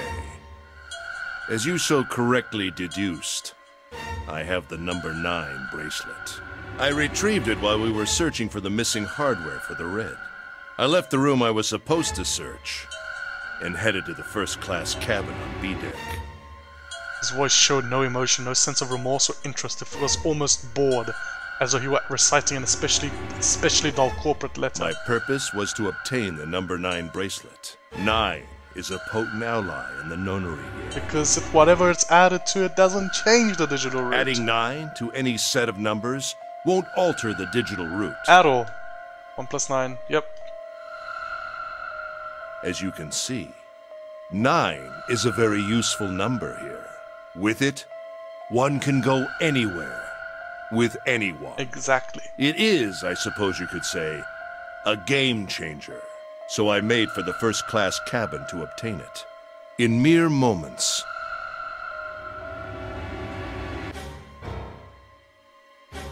I successfully acquired the number 9 bracelet. There was also an unexpected bonus. The knife the 9th man had used. I quickly pocketed both of them and left. I made my way back to where I was expected to be. That's when I ran into Snake. Well, this guy X, actually. I spotted him ahead of me. He was heading for the large hospital room and hadn't noticed me. The man wearing Snake's clothes arrived at door 3. When he stopped, I walked up behind him and called out, "Snake." He turned around. Who the fuck is this guy? He said nothing. His mouth simply hung half open. He seemed dazed somehow, almost like a man half asleep. Perhaps he had been drugged. It wasn't important. Who the fuck is this guy? I tend to gloss over little things like that. I was certain that man was Snake. I knew Snake had taken part in the nonary game 9 years ago. Being blind, it made sense that he didn't recognize me immediately upon our first meeting. But why then hadn't Snake said anything to me later? Surely he hadn't forgotten what had happened to him in the nonary game. But not once did he attempt to confront me. Did his lack of sight prevent him from fully recognizing who I was? Or perhaps Snake had conspired with Zero to deceive me? Regardless, he was a threat, and it was better to deal with him sooner rather than later.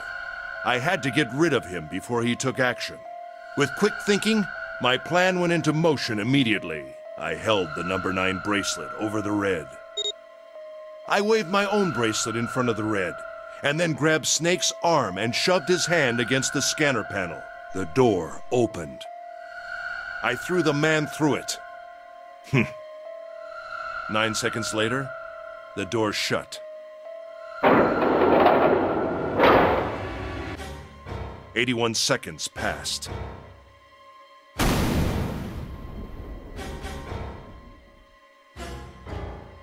Man inside the door passed away.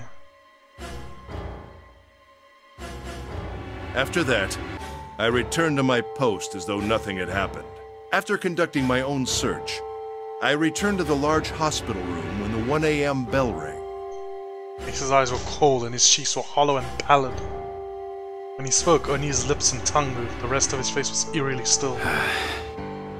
Junpei glared at Ace. He took a deep breath and thought about the next question he had to ask. Didn't want to know. He knew what the answer would be. Just didn't want to hear it. Junpei swallowed and Ace, spoke. did you kill Clover? Yes. When? Why? Why did you kill her? She was Snake's sister. Yikes. It was possible he had told her something dangerous. Additionally, she had gone through door 1. It seemed likely she might have found it. Found what? Why don't you go through door 1 yourself? Perhaps it's hidden somewhere. Seven and Lotus interrupted. Yeah, but Lotus and I went through door 1 too. We didn't see anything suspicious. Yes. I thought as much after I heard your report at the central stairs. I doubt the two of you could find it. Hmm? Huh? But perhaps Clover was different. Perhaps she had found it. I was, therefore, desperate to find her. And at last I did, in the first-class cabin. I spoke very calmly. Did you see it? See what? Don't act as if you don't understand. You were in the captain's quarters, weren't you? Uh-huh. What are you talking about? Very well. By the way, what are you doing here, Clover? What? Nothing. There's blood on your shoes. It looks fresh. Did you go take a look at the 9th man's corpse? I see. Your silence suggests that you noticed. You saw something, didn't you? You saw that his bracelet was gone. No! Clover ran. She made for the exit, but Ace stood in her way. You aren't going anywhere. Caught her by the collar as she passed and threw her to the floor hard. You're staying here. No! She leapt back up and darted past him into the hallway. Ace followed at a run. Don't you run, little girl. Was faster.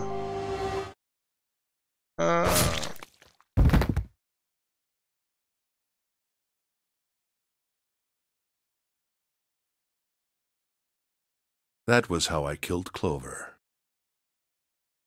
His face hadn't changed. He felt guilt or remorse or anything one might feel after taking the life of another human being it didn't show. You son of a bitch!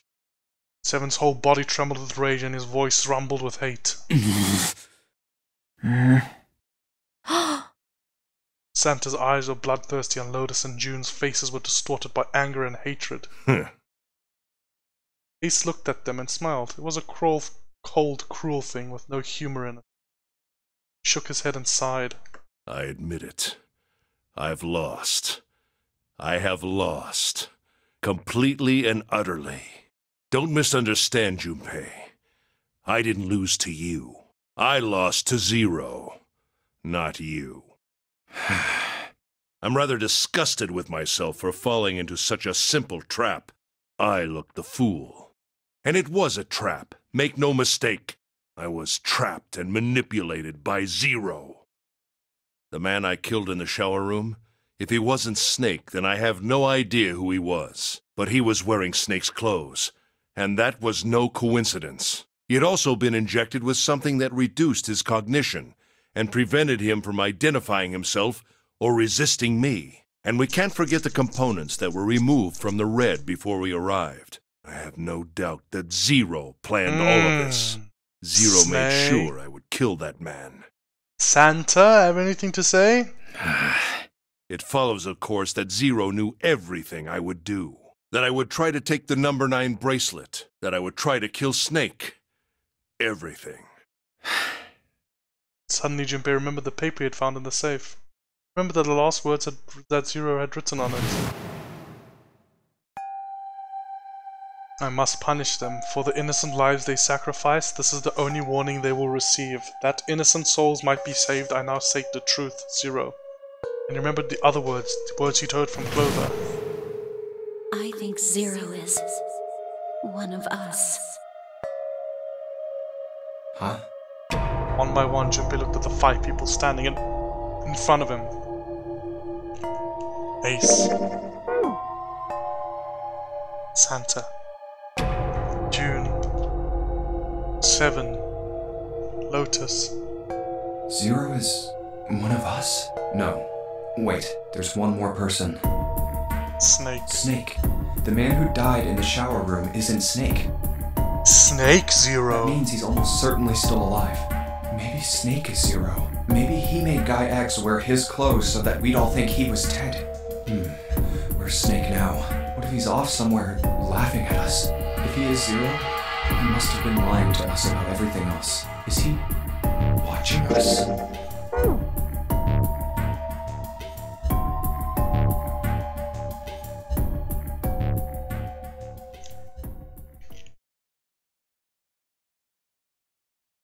Well, I believe I've finished with my confession.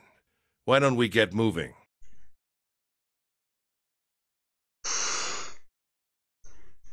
For Santa, it was the last straw. What the hell is this shit? You aren't going anywhere, you son of a bitch! We're gonna leave your ass here to rot! Why? Because I killed Clover? Why are you acting like this now, my dude, Santa? When in the other ending you were like, haha, lol, I'm gonna leave you guys behind, lol, I'm evil now, lol. Santa, what the fuck is wrong with you? That's ridiculous. Why are you so upset that I killed the little bitch? She was nothing to you. A stranger you only met a few hours ago. Am I wrong? You bastard! Seven roared and lifted a fist that would likely have shattered Ace's jaw. Someone else was faster. It was Lotus. She stepped towards Ace, raised a fist of her own, and drove it straight into his nose. Blindsiding me with a punch, huh? You've got some fire, don't you? I confess, I rather like a tough woman. He sniffed and wiped a small trickle of blood from his nose with a raised eyebrow. Well, maybe you'd like another one then. Before that, let me give you one of my own. Huh? Lotus scarce had time to blink. Ace snaked his arms around her and pulled Lotus's back up against him. The same motion, he reached into his coat pocket. It was a gun! Hello there, face! Yikes, that's a scary face. The revolver. Almost lazily, he tilted it to point at Lotus's head. If any of you so much as blink, I won't hesitate to pull this trigger. I've already killed 3 people. Don't think I'm not ready to make it 4. 3 people? What do you mean? Very well. Let me take this opportunity to illuminate you. The person who killed the 9th man was me.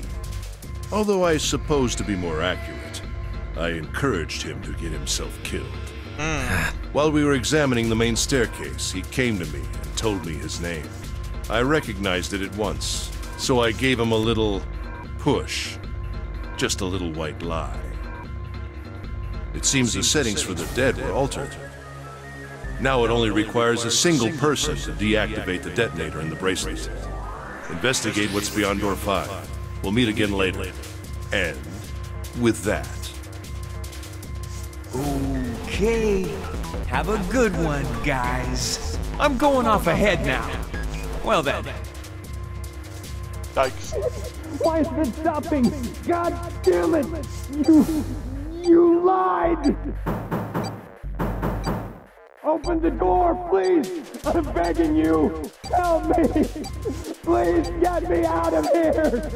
Get me out of here! Oh my god! There's no time left! Listen! I was lied to! He lied to me! He put me in here! It was him! He killed me! It was him! Ah!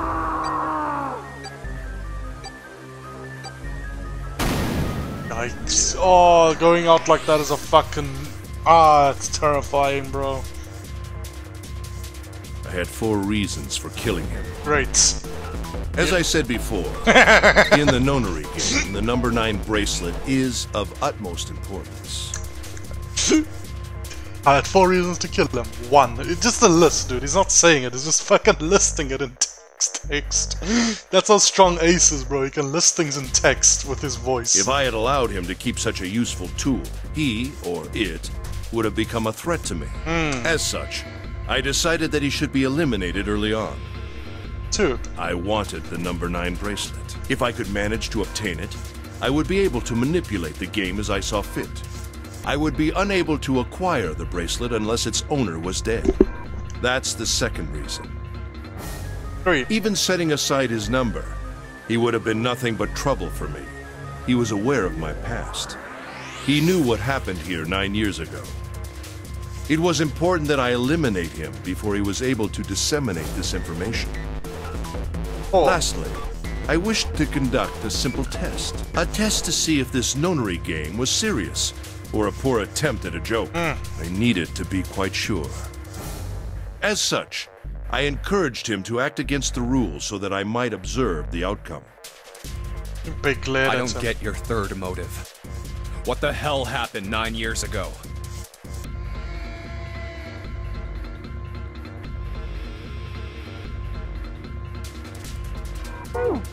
Didn't I say? The nonary game was played. I planned it out, and I conducted its execution. You were 0. Why? What on earth was it supposed to do? I don't really think I have any obligation to tell you Yeah, that. Nux did. Ace smirked. Was trying to provoke them, and it was working. Although Ace had paid very little attention to Lotus after catching her, the gun had never wavered from her temple. She looked quite pale, and when she spoke, her voice shook. What's with this gun? Where did he get this? In the Why cargo don't you hold, tell her, Santa? Santa ground his teeth and glared at On Ace. the other side of door 6, we found the gun in the coffin in the cargo room, right? The bastard must have grabbed it when we weren't looking. Indeed, I did. That was a pretty serious mistake, you know. Just saying you intended to leave it behind. Ace laughed, a short, derisive snort, and gave Junpei a sickeningly pitying look. Well, there isn't much time left. I'll be off then. Well, where are you going? Do I really need to explain? I had assumed it would be obvious. I have the number 9 bracelet, and now I have Lotus. Wasn't there a door with a 9 on it in the room that looked like a church? That's where you're going, isn't it? And how do you know that? Santa told me about it while we were looking for Clover. Yikes. I see. Well, you are correct. That is my destination. But now I must say goodbye to all of you. Ah, and please, don't forget my warning. Move and I'll pull the trigger. I don't need her alive to open the door, you know. As he spoke, Ace began backing toward the door, practically dragging Lotus behind him. Shit! He's getting away! But we can't risk it. Junpei, Santa, June, and Seven stood frozen.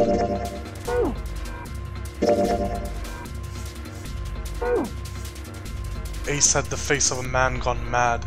He had no doubt he would pull the trigger. Ace had reached the exit. Now, Lotus, open the door for me if you would.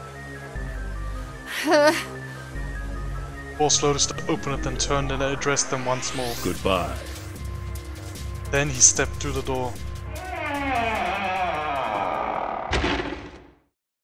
It fell shut. Blink of an eye, they were gone. Damn it! As soon as Ace and Lotus were gone, Junpei and the others leapt for the door in pursuit of Ace. But as Junpei laid his hand on the doorknob, there was a noise behind him. He looked over his shoulder. June was kneeling on the floor, breathing heavily. Hey, June, what happened? Are you alright? Santa ran to June and wrapped his arm around her before she could collapse all the way. Jesus, you're burning up. Your fever's back. Yikes. Are you okay?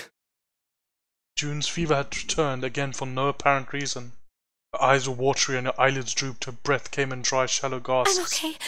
Really, I'm fine. You're not. You look like you're very far from okay. You should be worrying about Lotus. She was breathing hard now and she could barely summon the strength to talk. But... Junpei was torn. Couldn't leave June alone in the state she was in.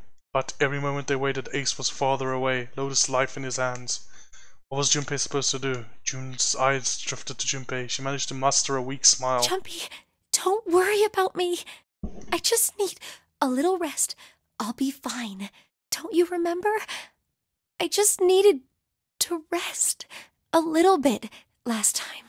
So please, please save Lotus. Try. Think about what Ace has already done, Junpei. When he's got what he needs from Lotus, you really think he's just gonna let her walk away? Damn it. You guys go on ahead. Soon as June starts feeling better, we'll follow you. Go! Junpei looked at June. Okay, now's a good time to say it. Like, I was suspecting that the person who killed us in the submarine ending was fucking Ace. And now I think it is him, like nearly like 100%, because like I knew he was evil from the beginning. And I think he was just acting dead with the others on the ground when me, Lotus, and Seven found it. And he just killed the rest of us. And in the knife ending as well, that was probably Ace. Huh. She nodded once. She couldn't manage much more. But it was all the confirmation Junpei needed. His resolve was set. Alright, come on, Seven. We're going after Ace. Hell yeah! Santa, you take good care of June. I'm trusting you. Got it. Santa nodded. Junpei turned. Before he had the chance to change his mind, he started running toward the door. Could hear Seven's heavy footsteps behind him. Dude, I don't trust Santa with June. I wish I could trust him. Dude, there's two people I can't trust now. Yikes. Dude, why, Santa? Why'd you do this to me? Let's go! Junpei and Seven exploded into the hallway, their feet pounding into the metal floor as they ran.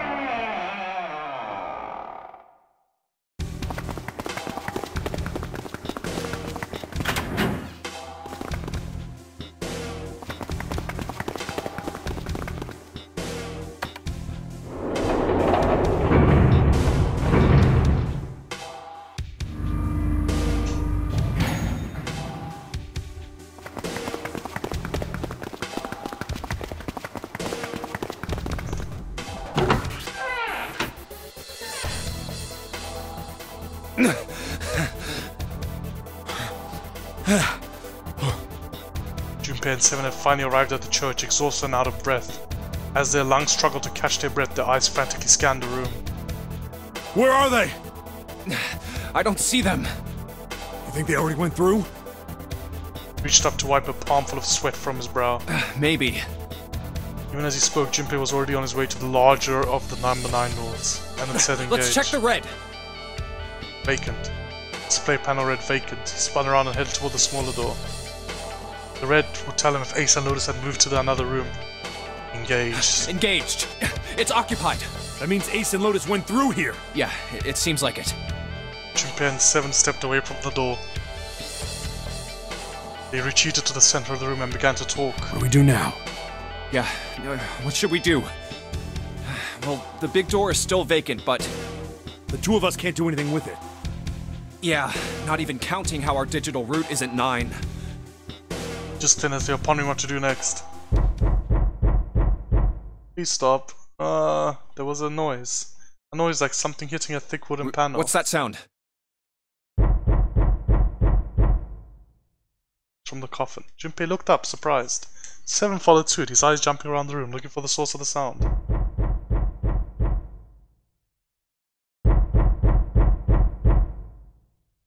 It's coming from over there. It wasn't long before they found the altar and the coffin. Or more precisely, what was on it. The coffin? Yeah. Let's open it. How? By force! I don't think that's gonna happen. Well, you never know till you try, right? The only necessity for success is the willingness to suffer 1,000 failures. That's a good quote, bro. Who said that? Sun Tzu? I forget. I don't know. I just guessed Sun Tzu. Anyway, we've gotta try. Junpei and Seven leapt at the coffin. They grabbed hold of what purchase they could find and pulled. Unlux. Damn it! See? Didn't I tell you? If you could just pull it open, why would it have something like that? Code. Seven pointed at a keypad on the side of the coffin. So unless I put in the right passcode, it's not gonna open. Noise hadn't stopped. In fact, as it continued, it only gotten louder and more forceful. What were they supposed to do, Junpei wondered. Was there some sort of clue somewhere?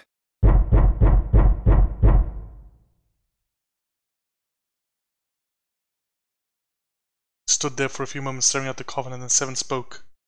Hey, Junpei. What did you put for the safe? I remember you mumbling about some weird numbers over by the bathroom in the first-class cabin. You got those numbers by solving the secret message Clover was holding, right? Yeah? Truth had gone, or something like that. Yeah, that's right. Well, maybe that number's the passcode for this thing, too.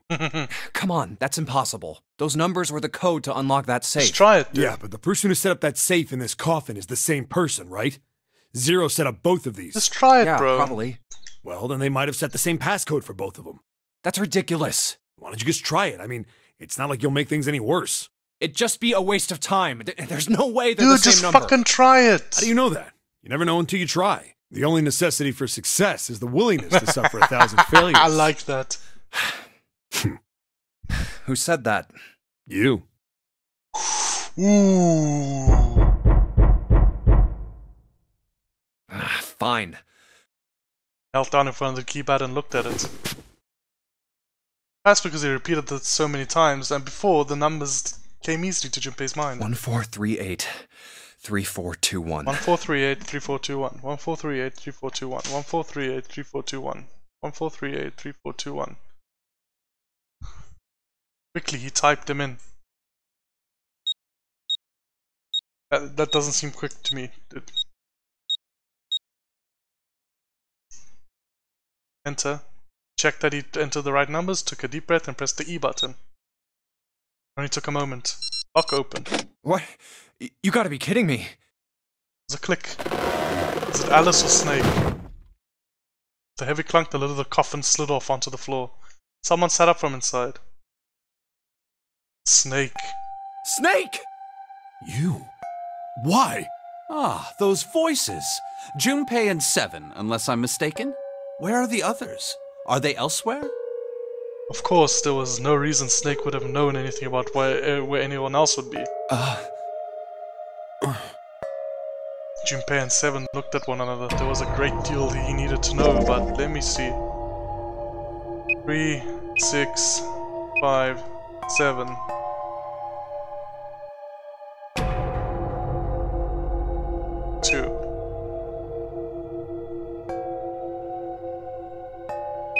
Unlocks.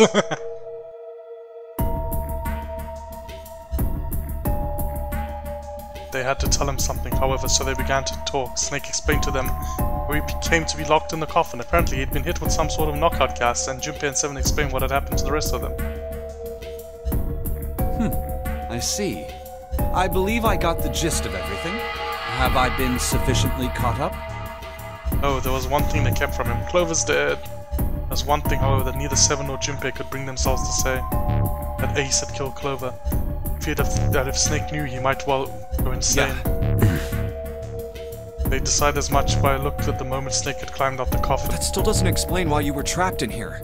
We've still got no clue about Zero's true identity, let alone why the hell he's doing all this. Why did he put Guy X in Snake's clothes? Is all this stuff somehow related to that Nonary game that was played 9 years ago? Hey, Snake, do you know anything? Junpei put the question to Snake. His answer was less than illuminated. What are you talking about? I apologize, but I have no idea what you're saying. It seemed as though Snake was perhaps not being entirely honest, but that knowledge did Junpei and Seven little good. Oh, come on, just tell us if you know. I don't know what to tell you. How can I know something I don't? No matter how many times they asked, he insisted that he knew nothing. It was becoming clear that Snake wouldn't give in, and every second they spent asking him was a second wasted. This is bad. We're running out of time. We need to go after Ace. However, they stood in silence, the overpowering atmosphere of the chapel almost stifling. Junpei and Seven simply stood at a loss for what they should do next.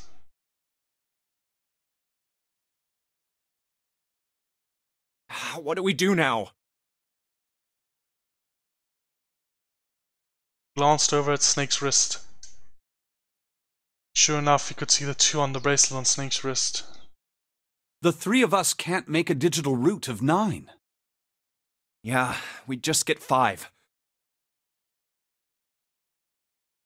We're stuck here then. Uh-huh. Oh. Hey, I just remembered something. Seven began patting his pockets as he was checking to see if any of them held anything. What? What is it? Clover's... I found something earlier. What did you find? This. Finally found the pocket he wanted and his hand dove into it. Sam pulled out something round and metal. Bracelet. There was no mistaking that the number glowing at them from the face like a cartoon eye.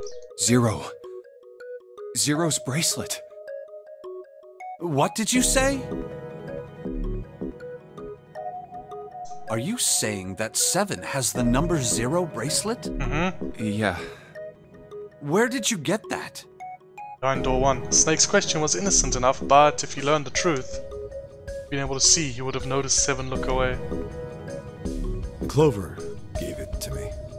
She did? Yeah. How did she come by it? Well, she found it. See, on the other side of door 1, A deck, in the captain's quarters. She asked me to hold on to it because it was too big and bulky for her to be lugging around. He's lying. Junpei could tell right away that 7 wasn't telling the truth. He even told us earlier. I haven't actually looked at it yet. Didn't want to disturb the crime scene, you know? Basic stuff. Well, I did borrow one thing. He probably said that so Snake doesn't find out about Clover. I think it's better to tell him the truth, bro.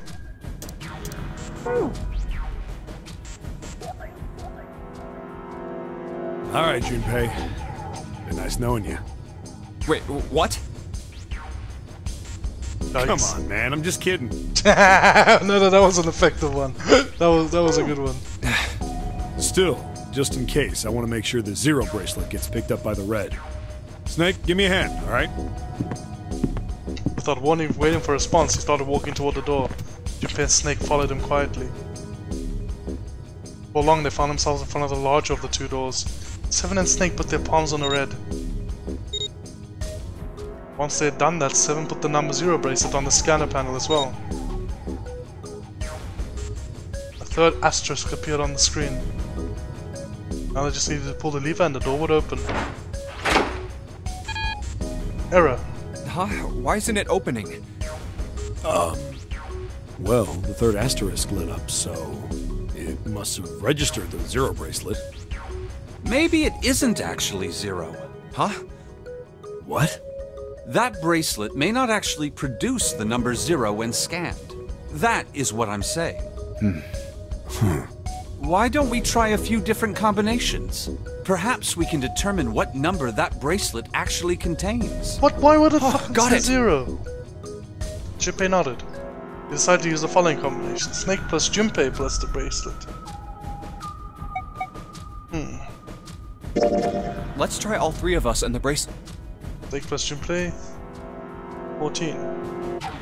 If this combination works, then the number for this bracelet is 4.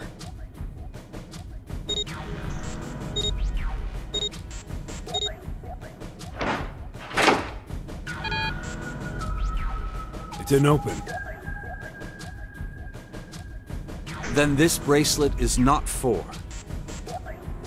Then, They continued. They decided to use the following combination.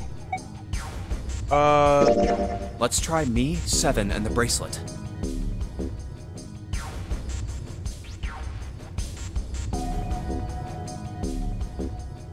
If this combination works, then the number for this bracelet is 6. Cool. Scanning their bracelets. It's not gonna work. Oh, it did work. What the fuck? 6. It opened. Yes, so it would seem. 7 clearly hadn't thought the experimentation would produce anything useful and looked rather confused. Snake was, as usual, calm and smug. The door slid closed. Junpei's forehead furrowed as he thought. That means the bracelet is actually 6. 6 equals 0, huh? Does that mean June is 0? But how is that possible? The display on the bracelet clearly shows a 0. Suddenly, from somewhere far beneath them, they heard the creak and groan of tearing metal.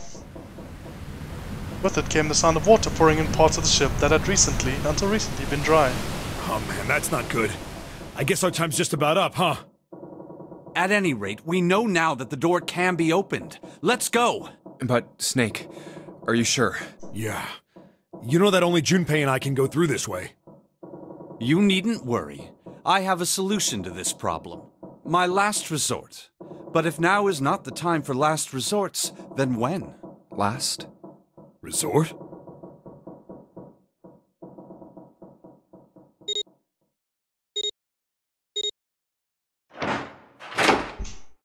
So we're just fucking leaving June and Santa behind. If they just come with us, all 5 of us would be able to get out.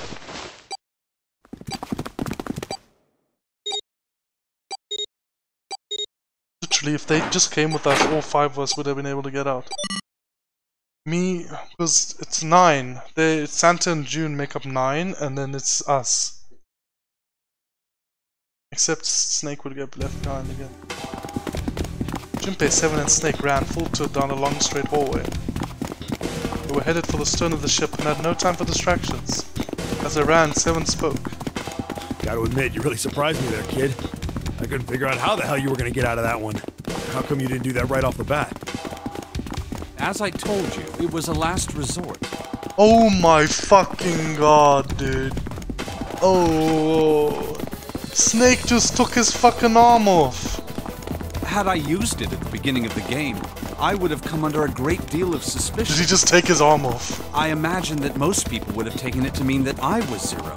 Once they'd convinced themselves of that, I wasn't optimistic about my chances of making it out of here alive, let alone unscathed.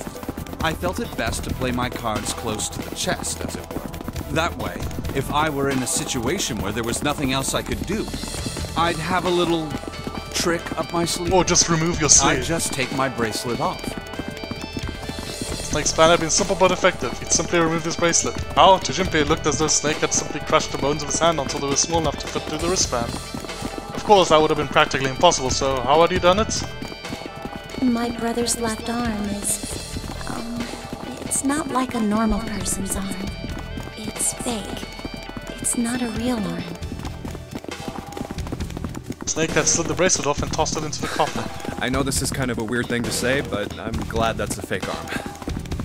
Don't have to be afraid of the door if you don't got a bracelet. You are correct. He'd walked through the door easily without authenticating. He stepped out the other side, unscathed, and began running down the hallway alongside 7 and Junpei. They kept running for a while longer and eventually came upon a set of stairs leading downward on the right side of the hallway. He stopped and peered down the staircase. I think these stairs connect to the bottom deck. Doesn't look like it's underwater. They nodded quickly to one another and jogged down the stairs. It took only a few minutes to make their way to the bottom deck. There was a single hallway in front of them at the end, which was a single door. Let's go through that door. Junpei threw it open. Inside was a massive iron gate. A plate was affixed to the top of it. Caution, generator. It read incinerator. Incinerator? Oh my. That doesn't sound very pleasant. Do you see a lever near the gate, perhaps? Yeah, right over here. How did you know that? Well, I'd be happy to regale you with the story. I imagine it should only take half a day or so. We don't have time for that, my dude. Junpei grumbled, gave Snake a dirty look, and jogged over to the lever. If you pull it, the door ought to open. Got it. Pull the lever down.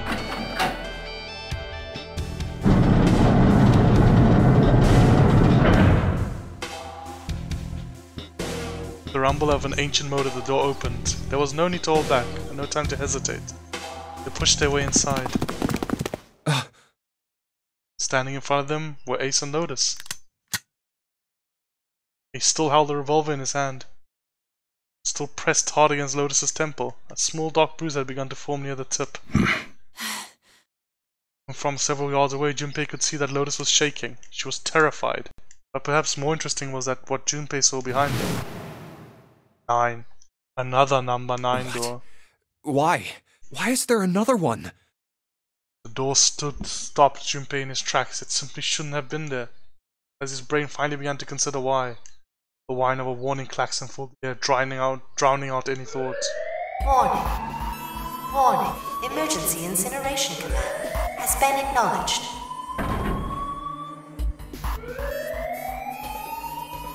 Automatic incineration will take place in 9 minutes. Please evacuate the incinerator immediately. Oh my, how exciting. You've run quite a show here, Zero. Terrifying smile twisted Ace's face. What's the matter? Too frightened to understand? Here, let me explain. It's said that the incineration system is about to activate. In 9 minutes, this room will be engulfed in flame. Who are you? Snake. You don't recognize me? I'm hurt. It's me, Snake. Snake? Oh yes, you are alive. I'm afraid your bizarre style had me confused. I'm quite glad to see that you're alive. Ace's voice doesn't change. Snake ground his teeth. If you don't mind my asking, how did you get here? Snake, Junpei, 7. The three of you couldn't have opened a door with a 9. Did you use Clover's bracelet, perhaps? What? Ah, well, your reaction suggests that you did not. Hold on. Why did you think we'd have Clover's bracelet? Junpei felt his chest tighten. Oh, they haven't told you? Told me what? Clearly not. Normally I would take some time and enjoy the moment. But I'm afraid my time is at a premium just now. I'll have to make this quick. Clover. Don't do it, Ace! Keep your goddamn mouth shut! Clover. I said stop it! Don't listen to him, Snake! Junpei could feel his voice going hoarse, but Snake didn't listen to him. What happened to Clover? Ace looked at him. Corner of his mouth curled into a hook of a cruel Clover smile. died. Color left Snake's face. He shook his head weakly. No, that's not true. It's a lie. It has to be a lie. Oh, it's quite true, I can assure you of that. I killed her myself, you see. What? Oh, the eyes are open, my dude. I'm sorry, did I stutter? I killed her. Snake's face twisted into a mask of rage, mottled red rising to dot his pale skin. His entire body shook. He looked to Junpei disturbingly like a demon. I would have rather she died with less suffering. A bullet in her brain, perhaps, would have been ideal. Unfortunately, that would have made quite a bit of noise. Circumstances being what they were, I was forced to settle for the knife. The one the 9th man had, you remember. I believe I caught her just below the shoulder blade. I was rather lucky, in fact. My first thrust went right between her ribs. Her flesh was so soft. My knife slid in so easily. There was no resistance. That feeling was... I confess, I feel rather excited. It is a powerful memory. Dude, what the fuck is wrong with you? Someday, perhaps. I hope I can feel it again. Yo, this guy's fucking messed up. Incineration will begin in 7 minutes. I'm going to kill you. Snake's words were a guttural growl, barely audible. What was that? I'll kill you. I'll kill you. Ah, so you're going to kill me. Please do. Come now. I'm waiting. Don't do it! Don't listen to him, Snake! Stop it, kid. He's screwing with your head. Is there a problem? What are you waiting for, boy? Don't you want me to send you to join your sister? Don't! The Snake! Don't do it! But Snake could no longer hear them. Snake could no longer hear anything.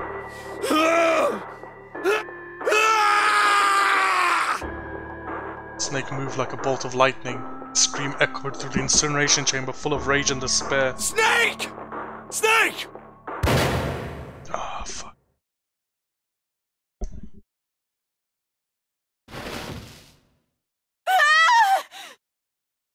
Another scream filled the room. It was Lotus.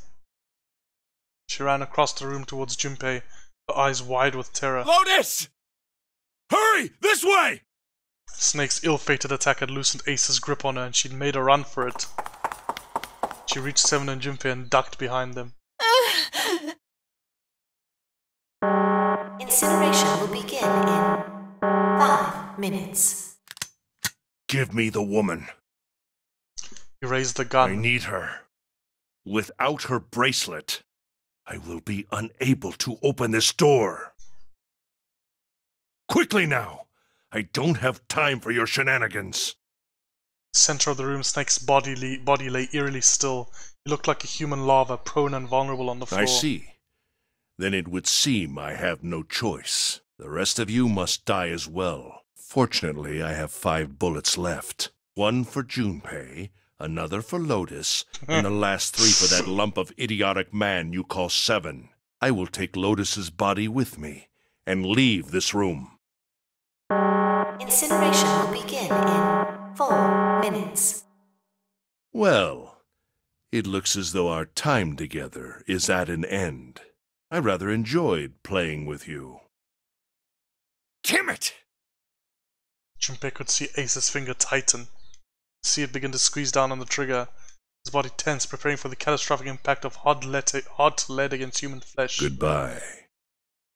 Then it happened. Kill you! Snake stood up. What? No, that's impossible. For the first time, Ace's composure broke. Obvious effort, Snake lunged forward 1 step closer to Ace. Then another. Looked for all the world like a zombie. I'll kill you! I'll kill you! His voice was the mournful wailing of the undead. Stay away from me!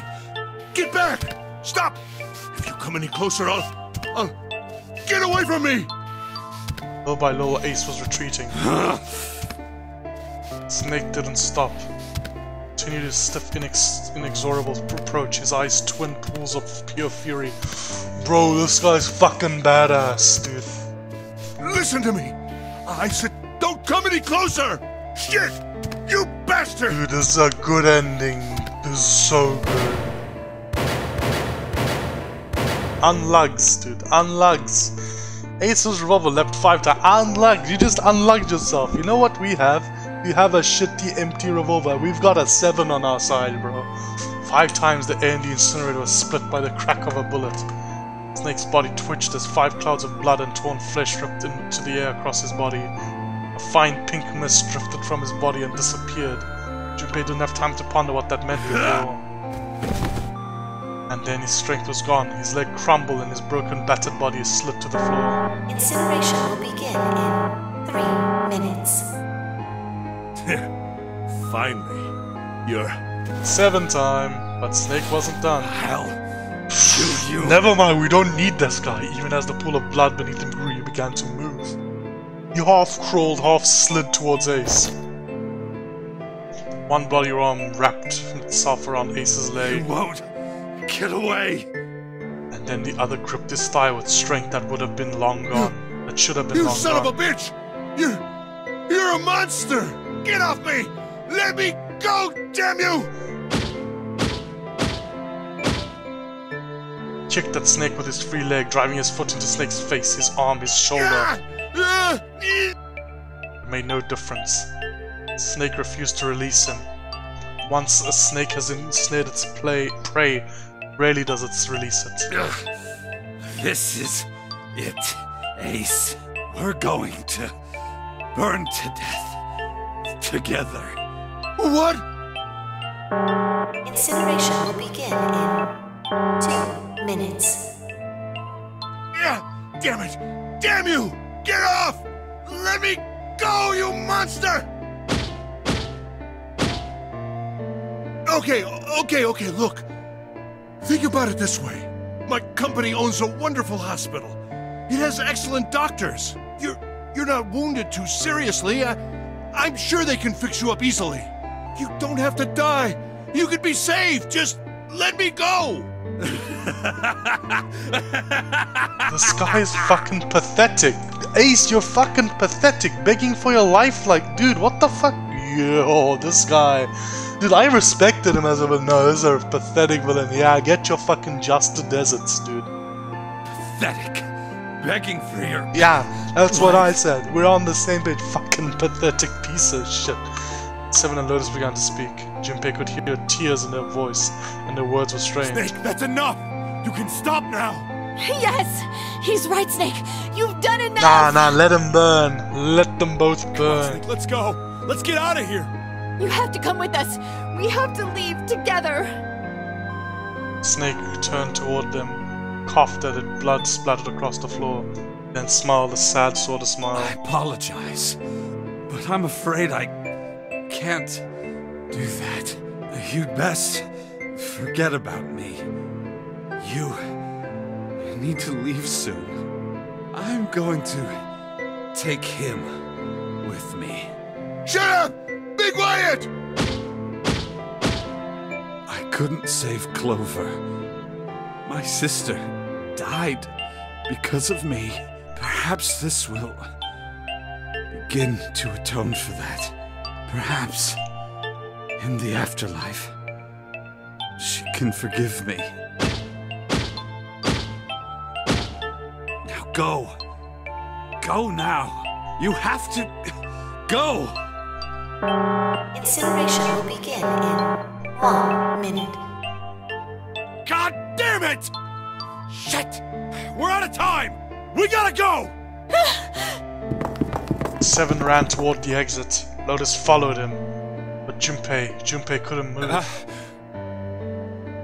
There were white lines down Snake's cheeks where his tears had washed the blood away. He was broken, body and soul, and Junpei felt as though half of his own heart had been torn out. His eyes stung and he tried desperately to swallow to clear the lump in his throat. Junpei, what are you doing? You have to get out of here now! Junpei's chest tightened, pulled out by anger, misery, and a cold feeling of emptiness. Pure emotion surged through his heart alongside the torrent of blood. He could feel it building, a tremendous wave growing taller and taller and taller. And then it broke, crashing down with thunderous force onto his shaken, unprepared mind. Snake! Snake! This is not the time for Metal Gear references! Junpei's rational mind was gone. He was driven by instinct now. He launched himself across the floor at Snake and Ace. Or he tried to. Wait! Don't be an idiot, Junpei! He felt a hand grabbing him from behind. It was 7. Before he had time to react, the larger man had pinned Junpei's arms to his side and was hauling him bodily back toward the door. No! No! I have to help Snake! Snake! Snake! Get off of me! Let me go! Incineration will begin in 10 seconds. Right, get the fuck out. Get out! 7, 6. Damn it, I don't get a choice, kid! Don't blame me for this, alright?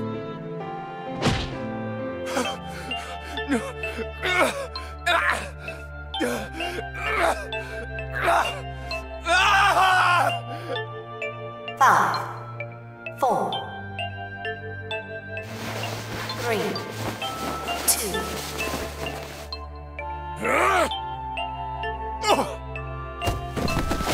1, 0.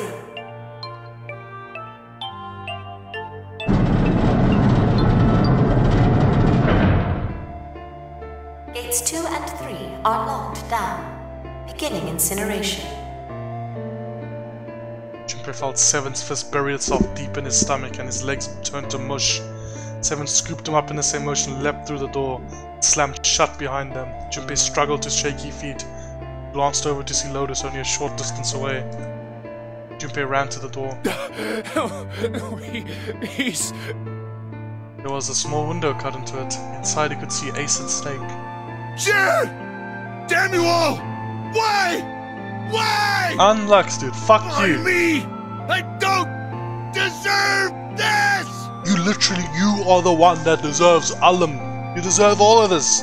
Fucking piece of shit killing Clover, killing random guy X, and fucking doing all this shit things. Answer me, Zero! Why? Why? Zero! Zero!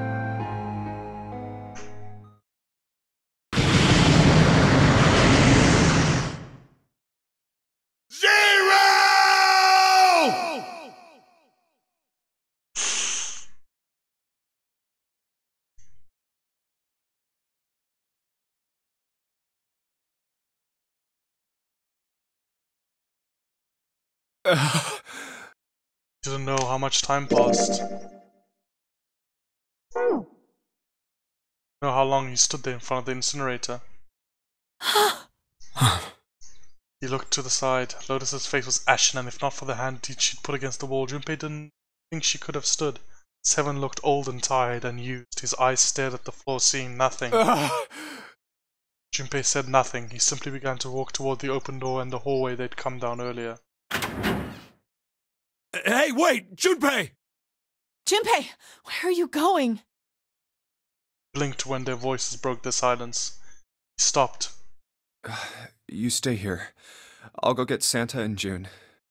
You're gonna bring them here? How? Don't worry about that. Just stay here and wait, alright? Began to walk again. Dude, I hope you have enough time for this shit. Looked over his shoulder and watched Seven and Lotus grow smaller and smaller. They stayed back, not moving. He wasn't sure if they could. He turned around again. He knew where he was going. I saw an elevator on the way here. If I can get it to work, then maybe... Before long, Junpei found himself in front of the elevator. Next to the door was a button with a triangle on it. Please work. Pushed it and the door opened. That's good. Yes.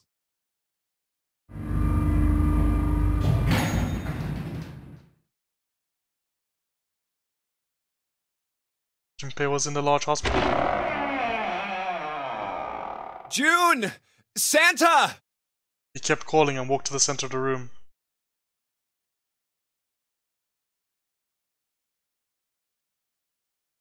But as try as he might, he couldn't find them. Damn it! Where did they go? Increasingly frustrated and increasingly worried, Junpei left the large hospital room. He had no choice. He would have to look for them. His heart was heavy. He couldn't shake the feeling, but there was a part of him that felt it'd be wrong to, even if he could. Every step he took, his legs felt more and more like lead.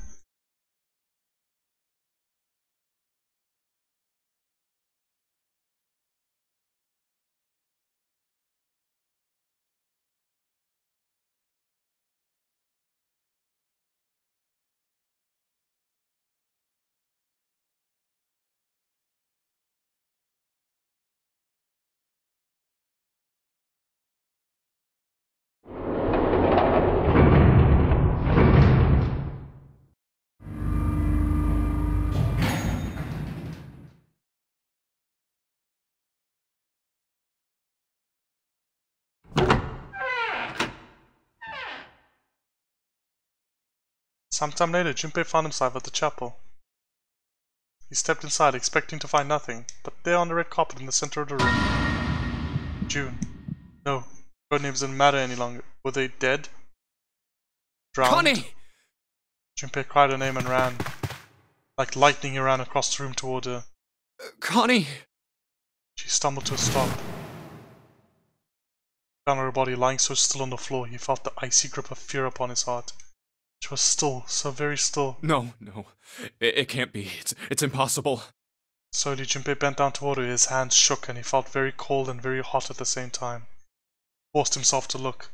Her back was moving. Slowly it rose and fell. Relief washed over him. Connie!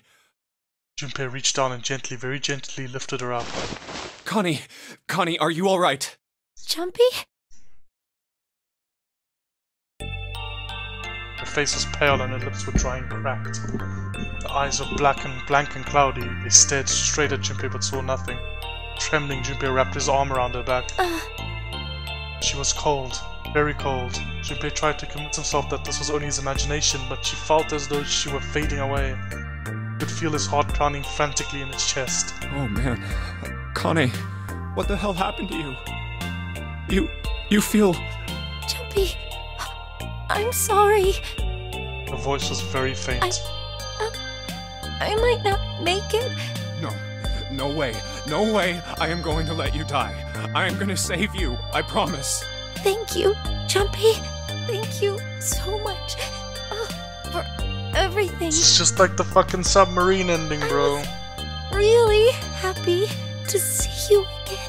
I'm really happy. Oh, don't give me that I was crap. You're gonna see me again lots more times. You just gotta hang on. All right, Connie? Jumpy, did you know you meant a lot to me when we were kids? I've liked you for a long time, Junpei. a really long time. Junpei's vision had gone blurry. It took him a moment to realize his eyes were full of tears. This is just like the submarine ending. What the fuck? Is this because of an illness? He could feel a piercing point of heat deep in his heart, like a white-hot flame. He looked down at Akane. Oh shit.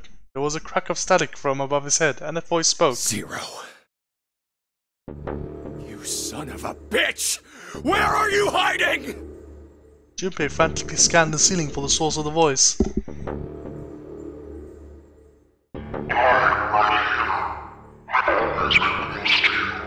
It's June. What the hell are you talking about?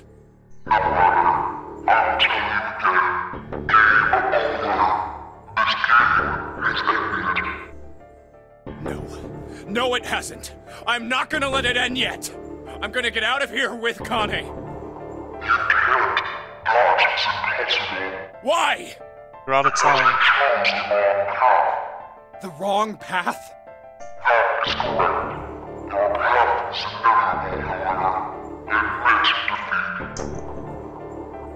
Dude, stop fucking breaking the fourth wall. Yes, I know I chose the wrong path.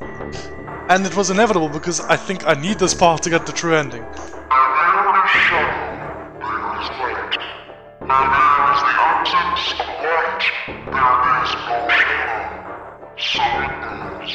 What are you talking about? So is it Santa? Is Santa Zero? I told you! I am not gonna lose!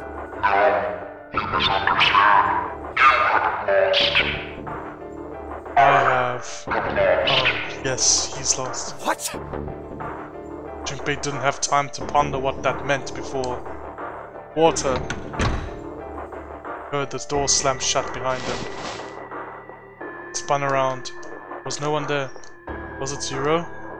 Connie, wait here. I'll be right back, I promise. She managed a single nod. Junpei laid her back gently and left for the door. He yanked it open and shot outside. No one. The hall was empty. There's nothing moving anywhere. Where are you? It doesn't matter. I need to get Kane out first. He didn't want to leave Kanye all alone longer than he had to, so Junpei turned around and headed back to the chapel. She's gone. Connie! She wasn't there.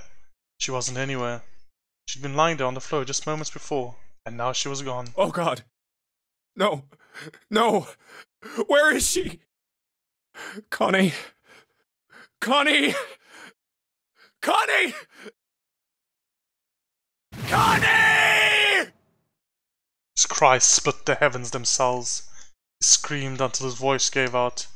Then he screamed some more, but there was nothing. No answer. His voice faded away and all that remained was cold, unfeeling silence. That was when he noticed it. Water... Huh? Strange smell. One he'd smelled before. Wait. This is... No, it's not that. I thought he'd be drowning. Smoke.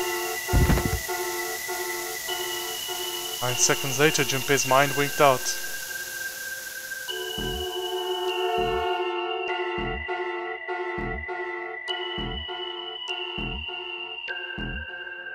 Excuse me.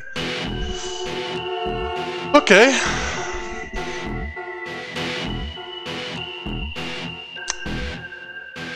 That was one heck of a long fucking ending.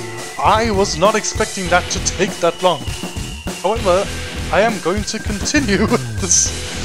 I'm gonna go back and do the final ending, I guess. I don't know how long that'll take. Hopefully... I mean, I'm enjoying it. The only thing I'm worried about is it being too long for, like, you guys watching. I don't know. Either way, I don't fucking care. I'm gonna finish this game now. Quick bathroom break for me, so I'm just gonna pause the recording. I'll be back just now. See you guys in a bit. Well, for you it'll be in an instant.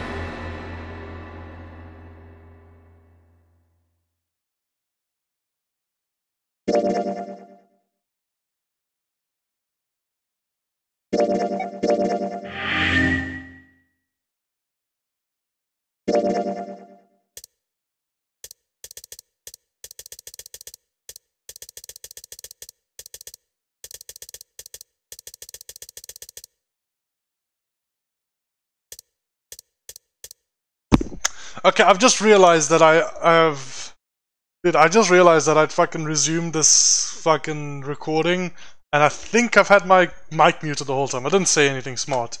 I just said, so we got the safe ending, now it's time for us to go to the final ending. Probably the final ending. Left behind. Let's go. Yeah, I didn't say much, I'm sorry, I had my mic muted, I was just talking. Some random stuff. Clover looked down at her hand and traced with her finger the faint blue veins that crisscrossed them. So, let me just talk. Yeah, the safe ending is probably my favorite ending so far. I really, really liked that ending. It was so good. Probably because more shit happened in it that was plot relevant to any of the other endings so far. We finally found out about Ace's true nature. We found Snake again. We like had so many characteristic moments. Found out that maybe the thing about drowning isn't true. We found maybe more evidence that Santa is Zero, but then June could also be Zero because we have a weird 6=0 clue or something like that. I'm so confused, but I'm really looking forward to all this getting answered, if it is answered. I'm really hoping it is. I'm sorry if I don't have much more to say, like, I'm just taking this all in stride. There's not much for me to add. So I'm sorry if this isn't giving a very good commentary, but let's go. Seven shoved his arms into the front of his overalls and scratched his stomach. No one spoke. Silence made the air feel thick and oppressive. Desperate for something, anything to occupy his mind, Junpei walked to the larger of the two 9 doors.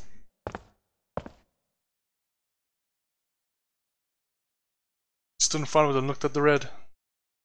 Engage. Get red, engage. Junpei moved to the smaller door. Vacant.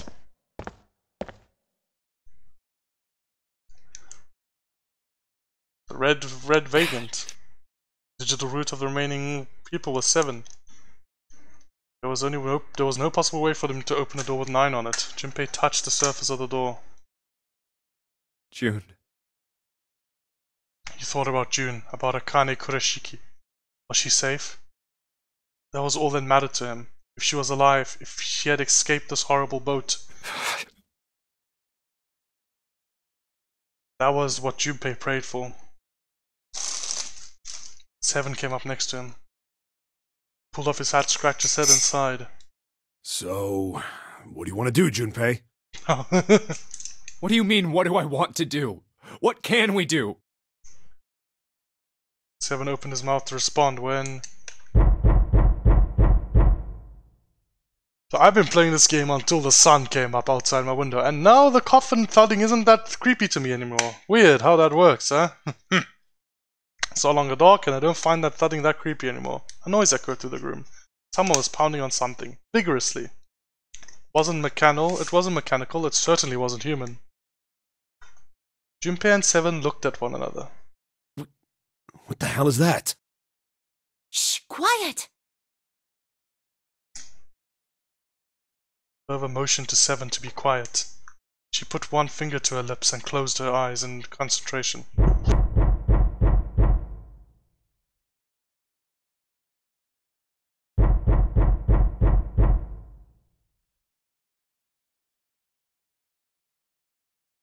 The 3 of them listened, trying to determine where the sound was coming from. Where is it coming from?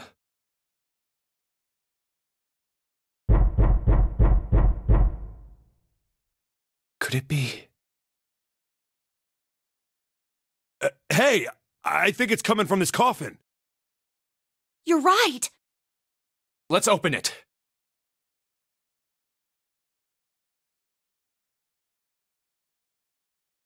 But how? What are those muscles for? For show? You're telling me to force it open? Just shut up and try!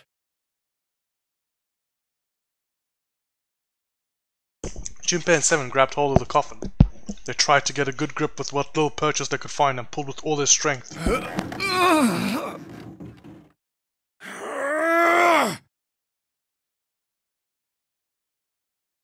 Damn it!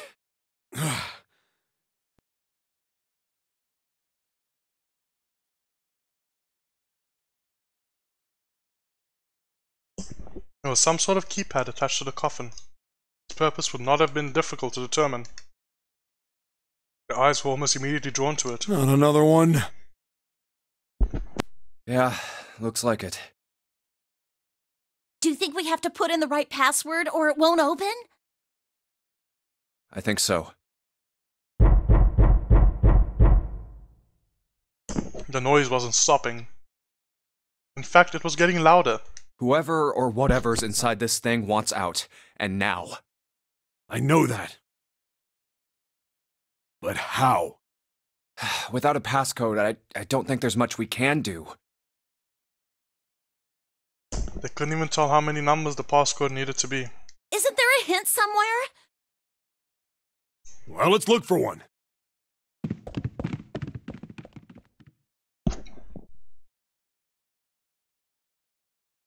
Unfortunately, there didn't seem to be anything near the coffin. Clover ran to examine the pews and Seven investigated the desk, but they turned up nothing. There's nothing here. Not making this easy, are they?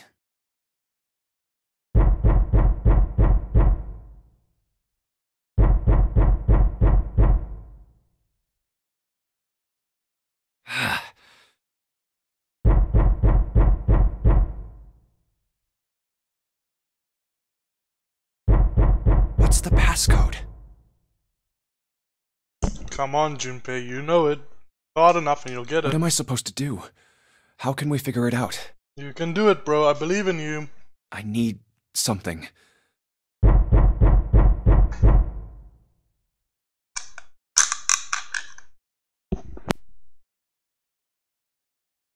The world blinked. Suddenly, there was a voice inside of Junpei's head. Truth had gone, and truth had gone. Ah, now truth is asleep in the darkness of the sinister hand. Wait, what? What the hell was that? That voice? Junpei was utterly and completely baffled. Huh? What? What's up? Seven and Clover ran over to him, but Junpei didn't know what to tell them. Huh? Told them he'd heard a voice, they'd laugh or worse, think he was going insane. All he said was, "Oh, nothing." He cleared his throat a little too loud and looked up, looked pointedly down at his bracelet.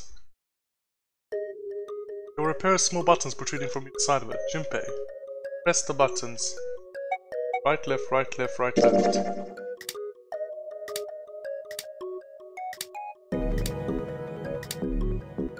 That was it. 1, 4, 8, 3, 8, 3, 4, 2, 1. 8 numbers blinked on and then off on the bracelet display. Junpei checked one last time.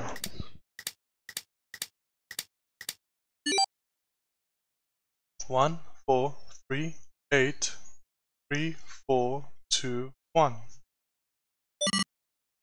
1, 4, 3, 8, 3, 4, 2, 1. Huh? Huh? Hey, what the hell were those numbers? Oh my gosh, are those? Junpei didn't answer. He simply walked straight to the coffin. Knelt down in front of the keypad, running over the numbers in his head so that he wouldn't forget. 1, 4, 3, 8, 3, 4, 2, 1. 1, 4, 3, 8, 3, 4, 2, 1. Trembling fingers, he punched them in.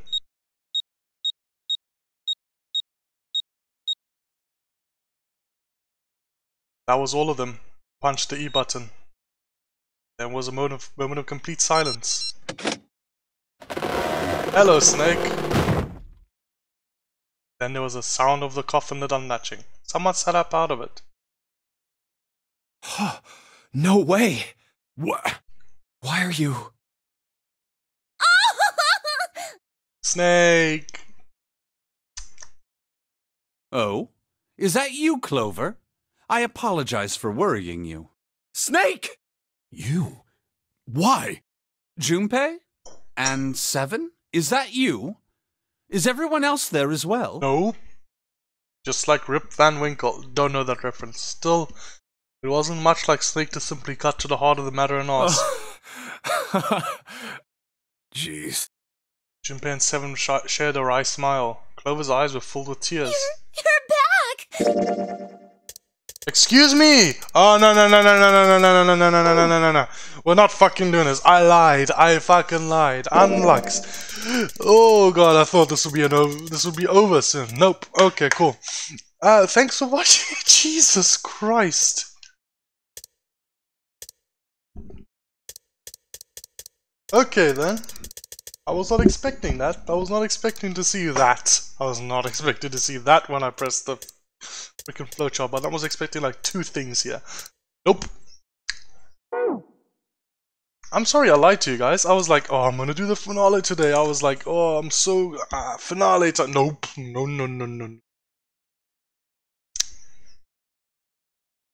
The game had other plans. But yeah, so... let me just save them. And I'll save the finale for another time. So yeah, let me just talk more about the safe ending. So yeah, just what it meant to me. So the safe ending... the safe is something I noticed my first time through because I chose the 5 door. And we never brought it up until like the second last ending I got. And like, it was always been in the back of my mind, like, I need to get the save, I need to get the save, I need to get the save, I need to get the save. And talking to someone else who'd play this game, they were like, oh, the safe ending is the first one I got. And I'm thinking, how different would my gameplay experience would have been if I got on the safe ending first? Because what I got first was the axe ending, which is like, I liked the axe ending, I enjoyed it, but still, it had the second least information after the knife ending, right? So I got the one ending, one of the few endings that had nothing to do with anything. Out of like, so there's 6 endings. The coffin, safe are like the 2 big endings. And the submarine is also a proper ending, but it's also And then I got the bad end first. Anyway, so the safe end, I really liked it. I really liked Snake's resolve. I loved Snake's fucking fight to the death with Ace. And how he got Ace incinerated. Ooh, I'm so looking forward to what happens next in this game. Oh, I didn't realize there was so much more game to go, bro. 1, 2, 3, 4, 5, 6, 7, 8, 9. That makes sense. I didn't realize there was so much to go. I'm ready, dude. I'm ready. I want to see what's happening with Santa. I want to know who Zero is. At my point right now, my theories is Santa is either Zero. I said that backwards. At my point, my theories are Zero is either June or Santa. Santa because he was missing when I was talking with June in the safe at the end of the safe ending. He was missing. He was the only one not there. And when I was talking with June, Zero was responding to me very like human-like. Unless he perfectly planned out what I would say in dialogue, Zero was talking to me directly. So then it's Santa. But then I could also think it's June because of that weird 0 = 6 thing we got, where the Zero bracelet was actually a 6, which is a hint that Zero is June. But I'm not sure. And I'm getting the feeling that Zero... I'm not gonna say he's a good guy. He's not. Zero might not be an evil person. Zero might definitely not be an evil person. The thing I'm wondering is, why are Junpei and June here? Ace is here because he's the pharmaceutical company's president. Makes sense. Snake is here because he was in the Onurubu game before. Makes sense. Santa's here because he was one of the kids that was experimented on. Makes sense. Clover's here because she was one of the kids that was experimented on. Makes sense. 7's here because he was a cop working on finding the kids that were kidnapped. Makes sense. Lotus is here because one of the kids was kidnapped. Makes sense. The 9th man was here because he and Ace knew each other, so they had something going on. He was probably one of the people on the list. He was probably part of this whole thing. Junpei and June do not fit in. At the moment, I don't know, obviously. But anyway, thanks everyone for watching. I'm sorry I lied at this the finale. I had no idea so much more game was going. Dude, I just saw this ending here and I thought, okay, cool, it's gonna end there. But no. Thanks everyone for watching. I'll see you next time. And next time probably won't be the finale because I have 9 nodes to get through. These things take a long time, my boy. I'll end this game whenever I end it, I guess. Bye, everyone. I saved 3 times in a row. I just realized I saved 3 times in a row.